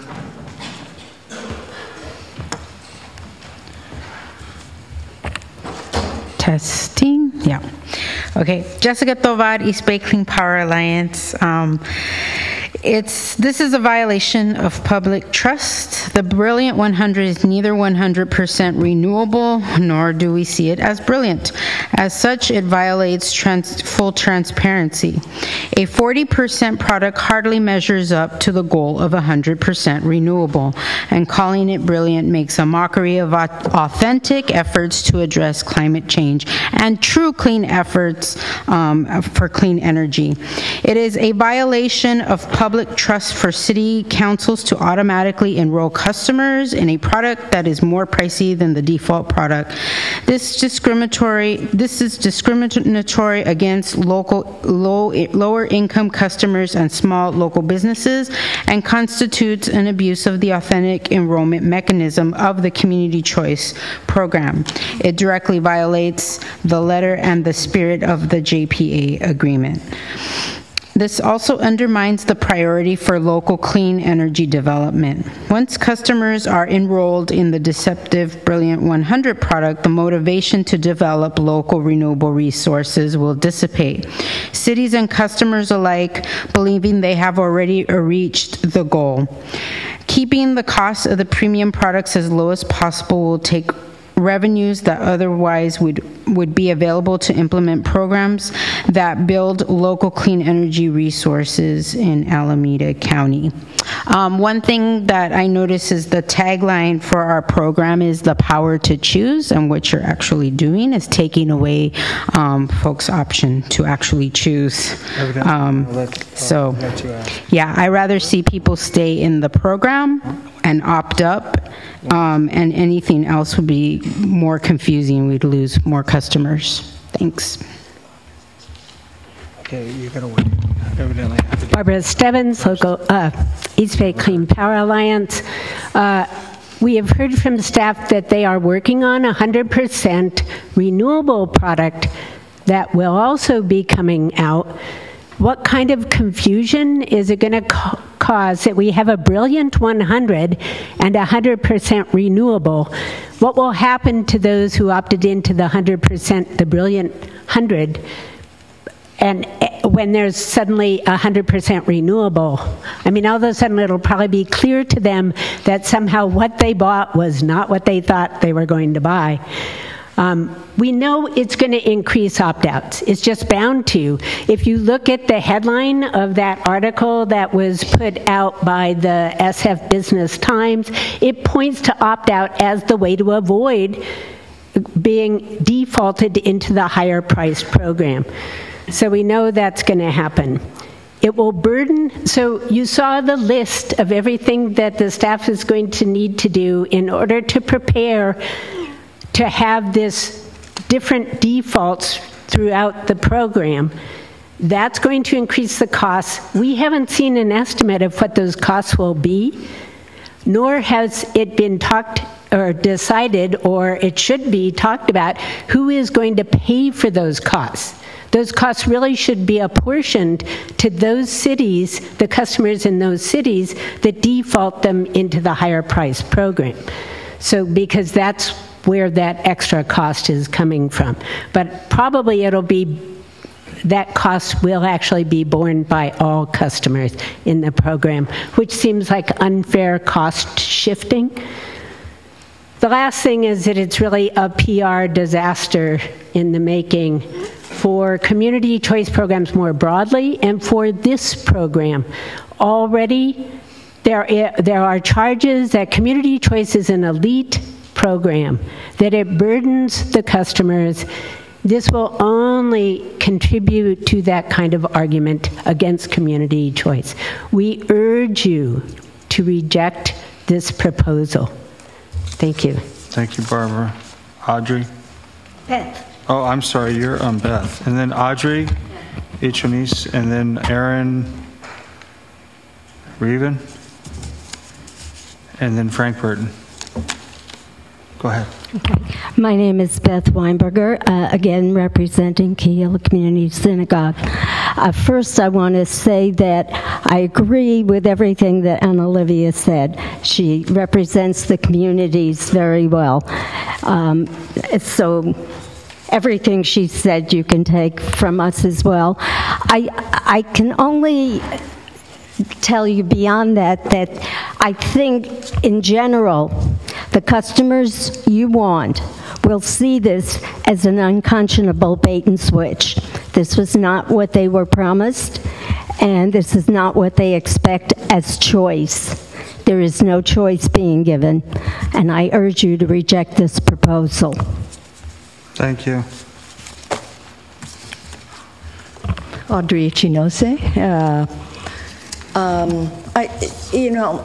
I was prepared to echo, I am prepared to echo all of the concerns that have been made so far. I think it's really commendable that these cities are taking their climate action plan seriously. They might be in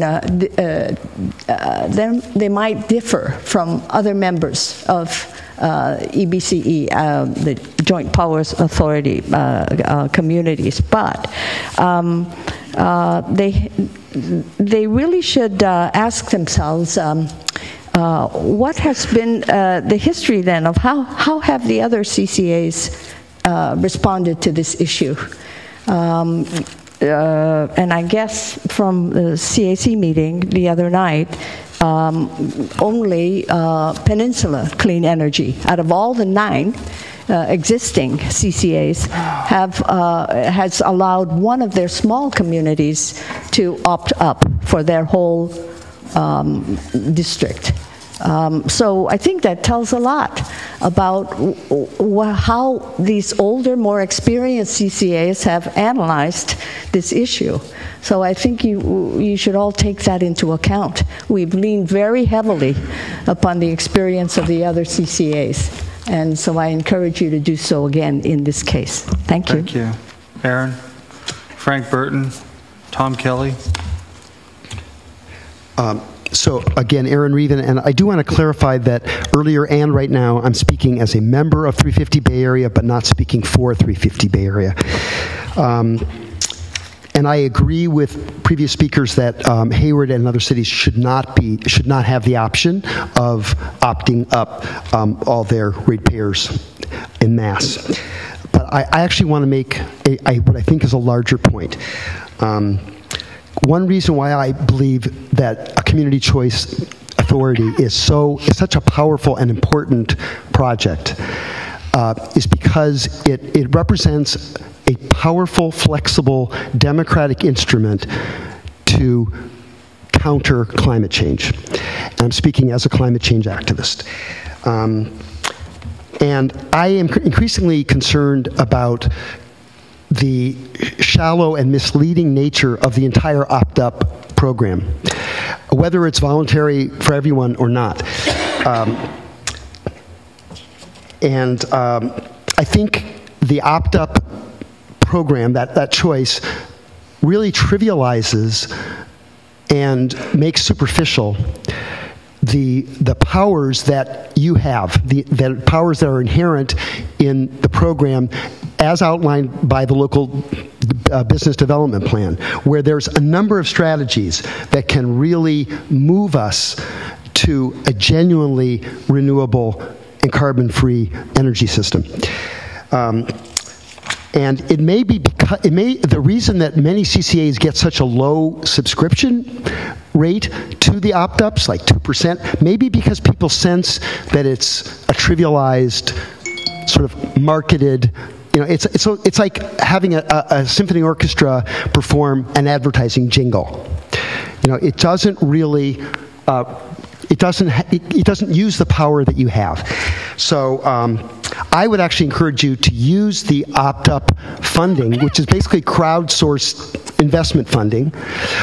Use it for the local business development plan. Thank you. Thank you. Frank Burton, Tom Kelly. Thank you, Mr. Chair. I think the advisory committee, the statements they made were very good. I'm here to speak against this motion. I was a member of the steering committee in Alameda County, which led to the formation of this JPA, which is now East Bay Community Energy. And I want to reiterate the point that it's a violation of public trust for the city councils to automatically enroll customers in a product that is more pricey than the default program. That's discriminatory against the low-income customers, and again, I believe it's a violation of the letter and spirit of the JPA agreement. Customers, I want to speak about the increase in opt-outs too. Customers angered at being automatically enrolled in a higher priced product will be more likely to opt out of EBCE altogether rather than opting down to the default, as staff has indicated that they might be able to do. In Parola Valley, which I believe is the only one that's made this same mistake that's being proposed by council here tonight, the opt-out rate was double what it was for the other cities in that JPA. And another thing that I see no estimate of the costs. I was a part of a community service for a huge bureaucracy in one of my careers, and I saw how complicated that is, and I would not want to try to face having to train the call center people to make the distinction between every time some customer calls between whether they're in Hayward or whether they're in Albany. I think that cost is going to be substantial. I wouldn't want to be entertaining the training of that call center group of people in order to handle this unnecessarily. And the other thing is that there's no indication of how much additional cost would be entailed by having this option, and that cost, unless something is done differently, that cost will be shifted and it'll be borne by all of you, all of your cities, not just Hayward and Albany.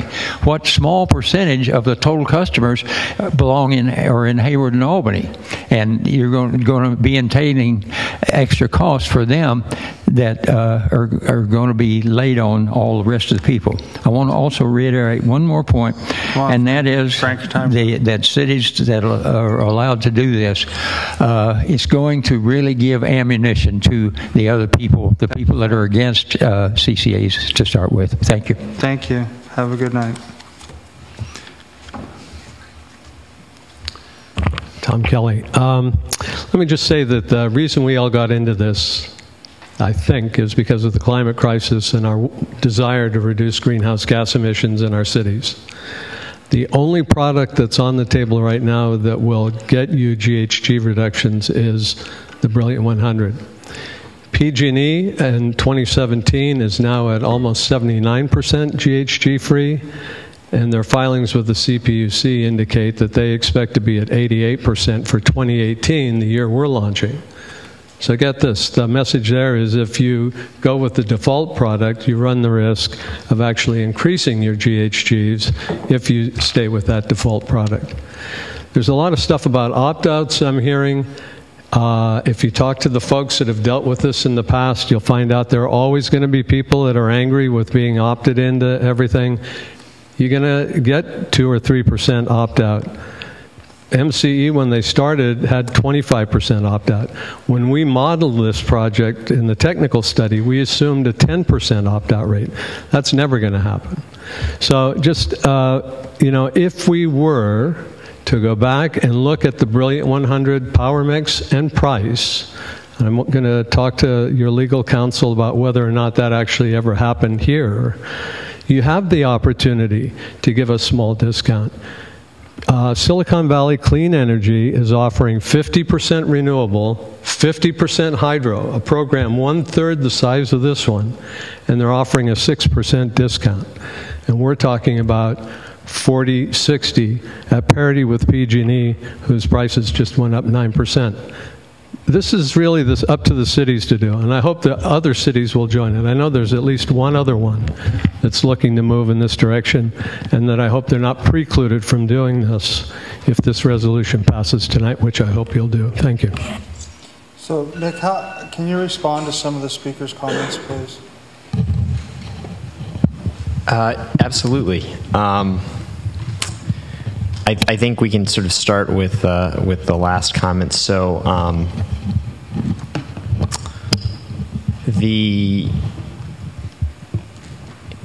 just trying to think which. So the comment about, or maybe I'll start with the comment around opt-outs. So yes, there's one example, Parola Valley. though Los Angeles' CCA is actually structured to allow every city to select its default rate. So they have 80 plus cities in their joint powers authority, and every one of those 80 cities gets to choose between 3 rate options. One is a 33% renewable, one is a 50% renewable, and one is 100% renewable. So the precedent for allowing cities choice certainly is there. Now, as it relates to opt-outs, we just don't have the data. Portola Valley is the only city that has defaulted all customers, and it's all residential customers. The demographic of Portola Valley is very high income. I believe Portola Valley may have no commercial accounts, or a few, only a handful, so it's heavily single-family residential. So I think on that point, it's sort of, it's unclear. You know, I think to some of the points about, you know, some of the points around, you know, the equity issues. I think we are talking about businesses here. We are talking about a relatively small number of total accounts. So we're talking about roughly 7,000 total accounts between the city of Hayward and the city of Albany. And we have been doing more concerted outreach in both of those cities, particularly to the large accounts, to make them aware of the fact that they still do have a choice. They can choose to opt down to Bright Choice if they choose to, if they want to pursue savings as a priority over emissions. I do think that it's a very dangerous precedent for us to consider taking, to say, well, this initiative may incur some administrative costs, and so the city should bear those costs. There's certainly going to be many programs and initiatives that we undertake where there's going to be more interest or more support from a subset of our cities than others. We're in this together from an administrative standpoint at least, and so those costs really need to be shared by all. Otherwise, you know, the accounting exercise say, well, we're doing this, and that's really only something the city of Fremont wants to do. So we're going to apportion a portion of our budget to Fremont activities versus Piedmont activities is, I think, just not a good precedent to set. Are there any other sort of specific questions that I can answer about this? I'm trying to figure out how, and I actually seriously asked, how is this equated to a bait and switch? Speak on mic. Oh, a bait and switch? You know, I think this is something, from what I understand, you know, this has always been a concept that has been contemplated throughout the formation of the agency.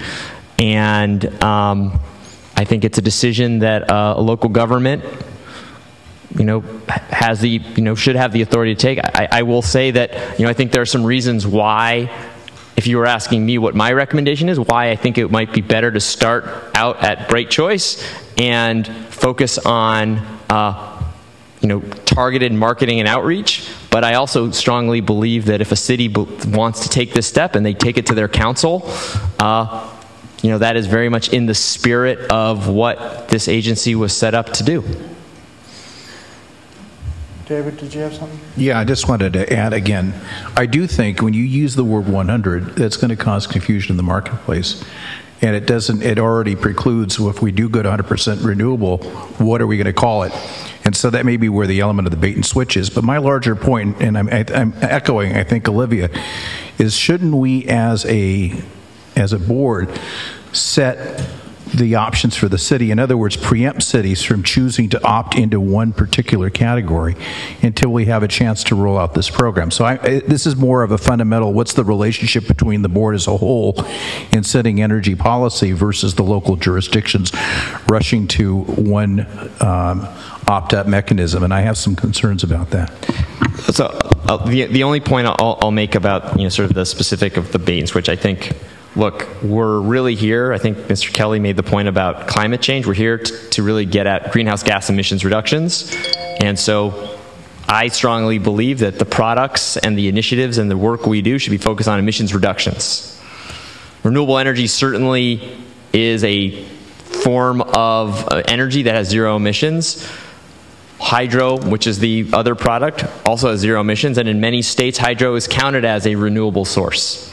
So I've heard many of the criticisms that have been raised about the Brilliant 100 product.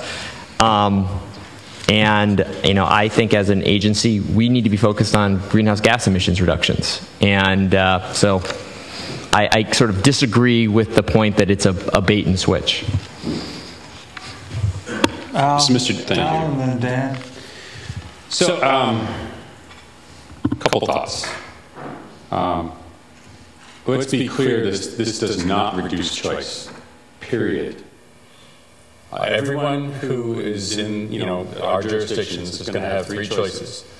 The brilliant choice, the right choice, Brilliant 100, and sticking with PG&E. Folks in Hayward and Albany, if we move forward with this, will have those same three choices. No choice is reduced. I think that's important. It's not like they're going to take away the right choice option to anyone in Hayward and Albany if we do this. Opt-up rates in other jurisdictions is in the 1% to 2% range. There's no reason to think that the opt-up rate wouldn't be the same here, which means that 99% of our customers are going to be taking whatever the default product is for their jurisdiction. I agree with Nick that for me, I got into this. I am here. I am fighting for this and have been for the last, 2.5 years? Unfortunately. Because I believe that this is our most powerful vehicle for combating climate change at the local level that is available to us. And I said at the council meeting where the City Council of Hayward voted unanimously to select Brilliant 100. And faced with that choice, the City Council voted unanimously to select for our business customers, not residential, for our business customers, the Brilliant 100 as the default. The other thing that I think is of value to all of us and to other CCAs as well is that, we have these conversations about what does, different rate structures, what kind of impact does that have, what impact does choosing a default have on opt-out rates and opt-out rates and things like that. But it's very difficult to compare apples to apples with different jurisdictions. You get CCAs in different counties with different products, and so you don't know is the opt-out, opt-up rate different in this county versus that one because of the demographics, because of the product offering or whatnot. Here we've got an opportunity to have the same two sets of products in different parts of Alameda County, which are fairly similar, and we'll get sort of a side-by-side comparison. If the opt-out rate is broadly, let's say 2% and it's 3% in Hayward, then that sort of gives you an indication of what the delta was there. Hopefully we'll have some of that data in time for cities to make the decision before the phase 2. Hopefully we'll get a sense of what the early opt-out rates are before the end of May. So I would really implore the board to allow Hayward and Albany to make this choice for our businesses. Community choice. The communities of Hayward and Albany have made a choice through their elected representatives. And I think that whether you agree with it or not as individuals, I think it is our right to do that. And I would hope that EBCE, the board, would recognize that and support it tonight. So, thank you. Thank you. So this has been a good discussion, and I'm glad we're bringing this up for debate. So let me first say that it's not just about short-term reductions or about getting many reductions right now in greenhouse gases compared to the alternative scenario. That's not our only goal. That's a very important goal, but our goal is to reduce greenhouse gas emissions now and forever and in the future. And the only way we're going to be able to do that through the electricity sector is to help facilitate the development of more renewables projects. So our metric isn't just greenhouse gas emission reductions now or next year. Our metric is what is this agency and all the other CCAs doing, or for that matter, all the other electricity service providers in our state, we are a CCA, doing to structure its rates, its choices, and its marketing and its business plan in a manner that helps facilitate the development of new renewables projects and helps grow the renewables industry for now and for forever. That has to be our primary goal, because only if we succeed, only if we, the state, the country, whatever, only if we succeed in further bolstering, further supporting, further expanding the renewables industry, not just solar, but mostly solar, I guess, wind as well, will we ever get to the point of achieving 100% renewables, 100% greenhouse gas free in a manner that we need for our electricity sector going forward for the long term. So the renewables industry has made tremendous progress in the 15, 20 years. It has more progress it needs to make, and it counts on, our policies in our state are set up in a manner that it can only work. It's more likely to be successful in achieving that growth, which we desperately need for our climate and other reasons, based on how electricity service providers operate and the requirements that we all have from the state, and as we should have. So I feel that whatever we could do to encourage more renewables, and if we need to phase that in, should be our focus. While keeping costs down to at or slightly below PG&E. And we start with 38%. Unfortunately, our Brilliant 100 is only 40%. Maybe it should have been 45. I'd like to see the figures, the costing out of whether we had a 45 renewables, 55 greenhouse gas-free 100 product, and how, if that could work and still keeping at the PG&E rate. That could have been better. Maybe we should still contemplate that next month, or for our residential customers going forward. So that I want to just say that and make sure people understand how vitally important it is to bolster the renewables industry, and that means new renewables projects with hopefully long-term contracts, whether they're local or nearly local. And not just say, oh, we're going to reduce greenhouse gas emissions next month with some large hydro that's already there. That's all nice. That's not going to do it in the long term in the grand scale of things. There's much more to it than that. So back to what we're talking about today, or more specifically today, if I understand what the resolution is on the table, is that just to allow these two cities and only these two cities to do this choice? Can I have clarity on that? Correct. So the authority to allow a city to elect Brilliant 100 versus Bright Choice is in the rate-making authority. So on February 7th, when we set rates, we set Bright Choice as the default for all members and Brilliant 100 as the opt-up for all members. This resolution would amend that rate setting to allow, basically, to switch that election for these two cities. So these two cities would have Brilliant 100 as their default product and Bright Choice as a opt-down product. Okay, so thank you for that clarification. So I want to acknowledge the comments, and at least agree with some of the comments I heard from the public speakers on their concerns about this effort among some cities to, from the get-go, put their commercial customers in. I don't know if there would be a problem in a particular city that did this for its commercial customers and then did not do it for its residential customers. I don't know if that would cause some problem within that city. Possibly not. I would tend to lean towards not wanting us to do this on a widespread scale. The fact that we're only discussing this for two cities and two cities only makes me feel a little less worried about it, kind of as a test or a testing pilot program, whatever you want to call it. So I'm not going to lose sleep if it's only these two cities. I would absolutely oppose this idea if it was for all of us. So that's my thought for now. I think the concerns are valid. Some of them may be a little exaggerated, some not exaggerated.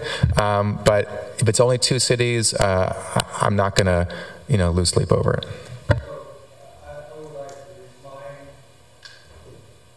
People, in our name, there's the word community, and 2 communities are asking for something. So, for me, it's kind of hard not to support them because they vetted it within their community. I got you, Sophie. I got Director Rude first, though.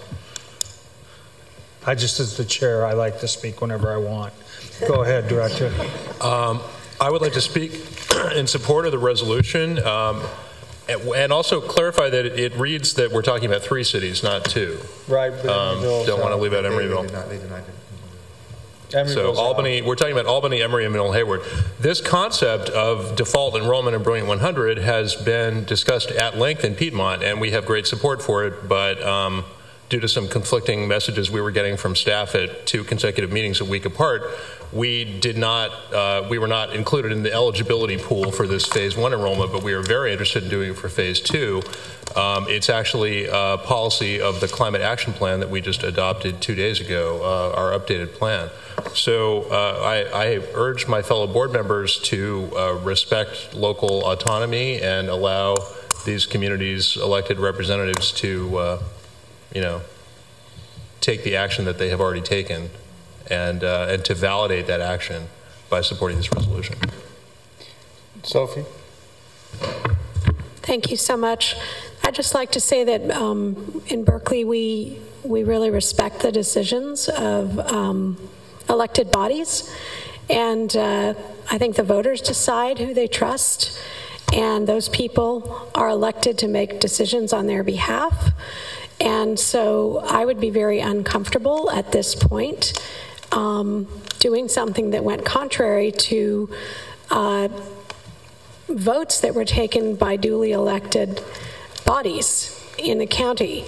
I do support the idea of clarifying what a process or not would be when it comes to phase 2 in terms of timing and whether communities would want to even consider this individually. I wanted to just put out a little bit some of the framing that the mayor and I have been discussing with our staff internally.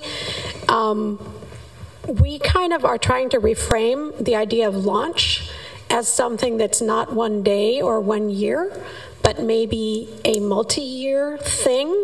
Maybe in 5 to 8 years, our launch is finished. And some of the goals that we have for that launch, which we think of as a more extended time period, is that the maximum number of people and businesses have stayed in, have not opted, that EBCE has strong relationships with all customers, has very high trust and high satisfaction, that as many people have opted up as possible, and we're talking about really supplementing whatever marketing and information will be provided by EBCE, because we want a very vigorous opt-up campaign in our city, and that the products, both the Brilliant and the Bright, are getting better every year. And by that I mean the percentage of renewables is increasing, and we even would be interested in seeing some kind of maybe targets or commitment to kind of try to step that up over a period of a number of years. And that's, that's our ideal, and ideally I think we would have loved if we were all doing the same thing. But we feel very strongly that we will respect the decisions other communities have made. We will support them. I very much appreciate the idea that each of us may do things differently at different times, but that we are in this together. And we are a group of communities, and I think we cannot dictate to each other all the time what is appropriate for each of our communities. So we might have preferred it differently. sort of philosophically, but we are in strong support of allowing these communities to go forward. Director Pilch. So I want to, I think I can agree with most all of what the last three speakers said, who are conveniently right over on this side. I want to acknowledge the need for renewables as well, and I hear that, and I agree with that. I don't think this resolution is in opposition to the need for renewables. For us, it was all about greenhouse gas reductions. There was strong support for this in our city. It started with our Sustainability Committee, which is a committee that advises the council. They were unanimously in favor of this. Our sustainability staff member, who has been with us for some time and who worked on our first climate action plan, and who is working now on our second revision of the Climate Action Plan, was strongly in support of this and lobbied us about this. And we had a discussion at the council about this, and we were in support of this at council as well. One of the issues in our city is that we have few resources to implement a lot of our CAP goals. So this is this is a piece of low-hanging fruit that we could grab onto to reduce greenhouse gas emissions. And I very much appreciate the staff's work on this. And I don't, mean any disrespect to the other cities in this board at all, but I do think each community, each city is different, and we ask that you let us have this flexibility at this time. We haven't made a decision about the residential part, and so that I think will be another discussion, and I'll ask that our council has that discussion as soon as possible. Because I think that is a different discussion. But this is about businesses, as was pointed out. This should not be. This is not the same group of people that we're talking about. Every decision has its risks, but I believe the risks for this in our community are low, because I believe there's very strong support in our community. So I ask that you support this resolution. All right, Director Martinez, Director Ducci-Vernacci. Thank you for continuing down the line. I'd like to start with, thank you for continuing. Just let us flow down this way. It's like the and then I'll pass it to my right. I want to start with the fact that I'm going to respect that elected officials in 2 other jurisdictions have worked with their communities to understand their goals, and I'm on board with supporting your choices and your council's choices.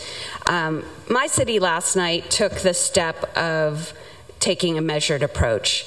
We recognize that there are operational risks and administrative challenges with moving forward with defaulting to a premium product. We saw issues with transparency, issues with clarity for our small businesses, issues with cost. So we had a split vote, actually, and I was on the no side. So I was, even though I sit on this board, the number one thing that I had on my mind was the health of EBCE. That said, I think we all share the same goals in our cities. I would love to have a feather in my cap and reduce our GHG emissions by snapping my fingers, but I committed to doing the work of getting on the pavement and getting those opt-ups. And I know that my colleagues in Hayward and Albany will be out there in their communities making sure that we don't get the opt-downs. So we're all in this together. We all have the same goals. And there are going to be some administrative challenges that we're all going to face in bringing up these communities, but then they'll provide a good test case for what happens when you expect more from your community and you have that conversation. So I will be supporting the resolution. Ducci-Vernacci. Yes, sir. Thank you. I do support this item as well, to let Hayward and Albany go forward, because I'm a very strong believer in local control. And at the lowest level, the jurisdiction should be able to be allowed to have their local control. That being said, the goal of this agency for emission reductions, I think we're sticking to that goal. And the idea of people not understanding what is going on. I sit on this agency, and I've been coming to meetings for the last 2 months, and I'm still figuring it out. So when you go to the general public, this media campaign or what have you, if it's in the mail, a lot of people just throw their mail out. They don't read it. So I think we have significant challenges. So if a community local control is saying that they're starting at the top and letting people drop down, that's fine. That's their choice. But I think we need to keep as many people in it as possible, as we talked about on February 7th, by not having them say, I don't get any of this, I'm sticking with PG&E. That kind of defeats our purpose. So I think, as Director Martinez just mentioned, it's going to be boots on the ground, explaining to people what in the world we're trying to accomplish here. And at least for the small business part, I've just had business folks screaming that their landlords are raising their rent.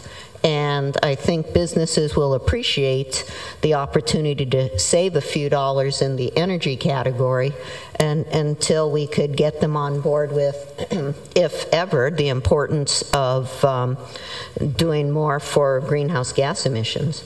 So I think I've said enough. Thank you. This way. Spadowski, Boncorsi. Briefly, I agree with everything that has been said previous, but I also wanted to bring up the point that it would also send a bad a message to any other municipality thinking about joining East Bay Community Energy. One of the large criticisms of our formation that I heard was that, hey, you can expect to be bullied by Oakland and Fremont. You know, if you go to a weighted vote, they're going to just, you know, rule this board with an iron fist. And so, you know, if we are ever... Oh, just be quiet. Yeah. Thank you. Good night. No. So if we're ever going to consider expanding to other municipalities, I think this, by denying the wishes of the two cities after they went through their process and their councils voted unanimously to go this route, that would just be providing ammunition for critics of programs like ours and a deterrent for anybody else joining us in the far future. I don't want to talk about that right now because I heard staff squirming about what expansion, but no. Anyway, so. That's it. Bonaccorsi. Yeah, I'll be probably the one vote against. It's not because I'm from Fremont. It's really about the fact that we're developing subject matter expertise at the county level. We have a Citizens Advisory Committee that advises this board. It doesn't run to each local autonomy, local city and advocate. They can individually, but there is a learning curve here, and there's a far greater learning curve in the public and on councils. So local control doesn't equate with good policy all the time. And so I do think that, to counter what Director Kalb said, we just heard from the staff that we're going to be encouraged as members to go to our councils and maybe all be Brilliant 100. So at the end of the day, 8 out of 12 of us may be Brilliant 100. The other 4 are sitting on the sidelines with the default at the Brilliant Choice. And we rise or fall together in terms of the opt-outs and the press and the releases. And I don't want to be in the undertow because other jurisdictions individually trying to exercise free choice and listening to the community make bad policy decisions. I don't know what the right policy decision is, but I would rather have that policy decision worked out here at this board level and then transmit that through a joint powers agreement to the cities on a matter that it really should be a matter of joint concern. Not a Fremont matter, not an Oakland matter, but a countywide concern. And that's why I'll be voting no.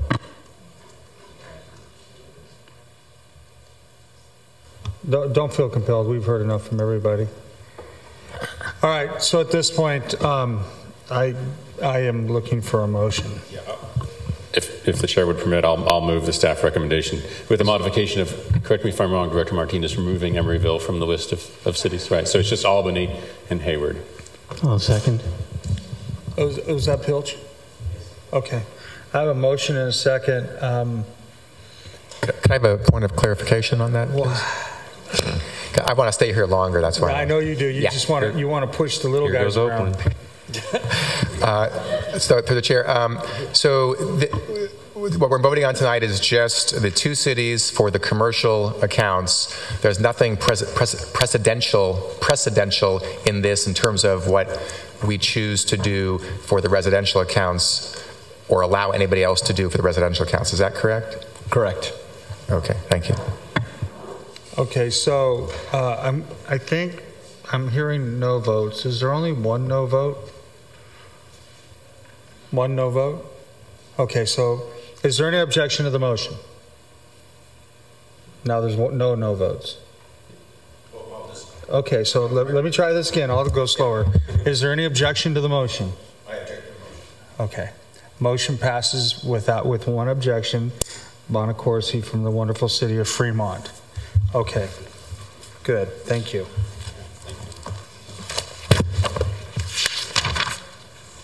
All right. Any comments from the board members? I've heard enough of you, really. Anybody have any comments that way? Nope. Anybody? I got Director Allred. There are one major thing coming up and a second thing that is kind of in each of your control. The first one is I do want to extend the invitation to each of you to attend the symposium on Monday the 26th and to come learn about the local development business plan and the options that are laid out inside of us. This is our money that paid for this thing. This is our event.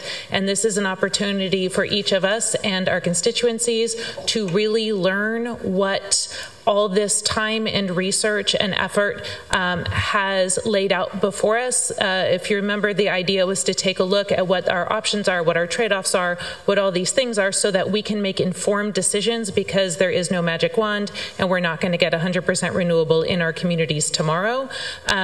So really taking a look and taking the time to prioritize what is important to each of your communities. This is a great opportunity for that. Again, there will be 2 more evening sessions, but if you could send the announcement out, that would be great. If you could attend, that would be great. If you could bring staffers who are involved, that would also be great. And then the Community Advisory Committee has been meeting in different cities. We'd like to continue to do that. I'm also reaching out to meet with each of the board members individually to make sure I and the CAC thoroughly understands your constituencies and the individual concerns and priorities of your community. So we are looking to schedule those in very rapidly, and so look forward to working with each of you on that. But please do come on Monday. Else have any comments? Staff? Any comments? Nope. No? Well, I hate to say this, but we're adjourned. Yeah, because I've had so much fun today. Oh, the video. Oh, wait, let's watch the video. I'm sorry. The video. Are you going to show it? No. Huh? She's lost everyone anyways. Send it to us in the email. No, I want to see it. They're going to show it. Looks like it's got some snappy. Yeah, we put our German Shepherd down last year. So we just have one dog. Thought it was done. Then went to the shelter. Nice looking dog. Well, how old is that dog? Say what? How old is that dog? 14. The puppy? Oh, 4 months. He's cute. Girl? Boy. All right. Hold it down. Hold it down for 30 Pardon me? The PSA will show now. Who wants order? As a business owner, I have to make hard decisions every day that affect how my business runs. We have to make decisions about inventory, about sourcing environmentally sustainable products. I have to worry about these beans. The deciding where electricity comes from, that choice is easy. By choosing East Bay Community Energy, I'm lowering my monthly cost And powering our business with clean energy. It also puts money back in the community and creates local green energy jobs. EBCE is a bright idea for our business. East Bay Community Energy is a bright idea for our business. I like it. Yay! Thank you. Thank you. Yeah, you should be proud of it. Show it more. Fine. Oh, you want to talk to me?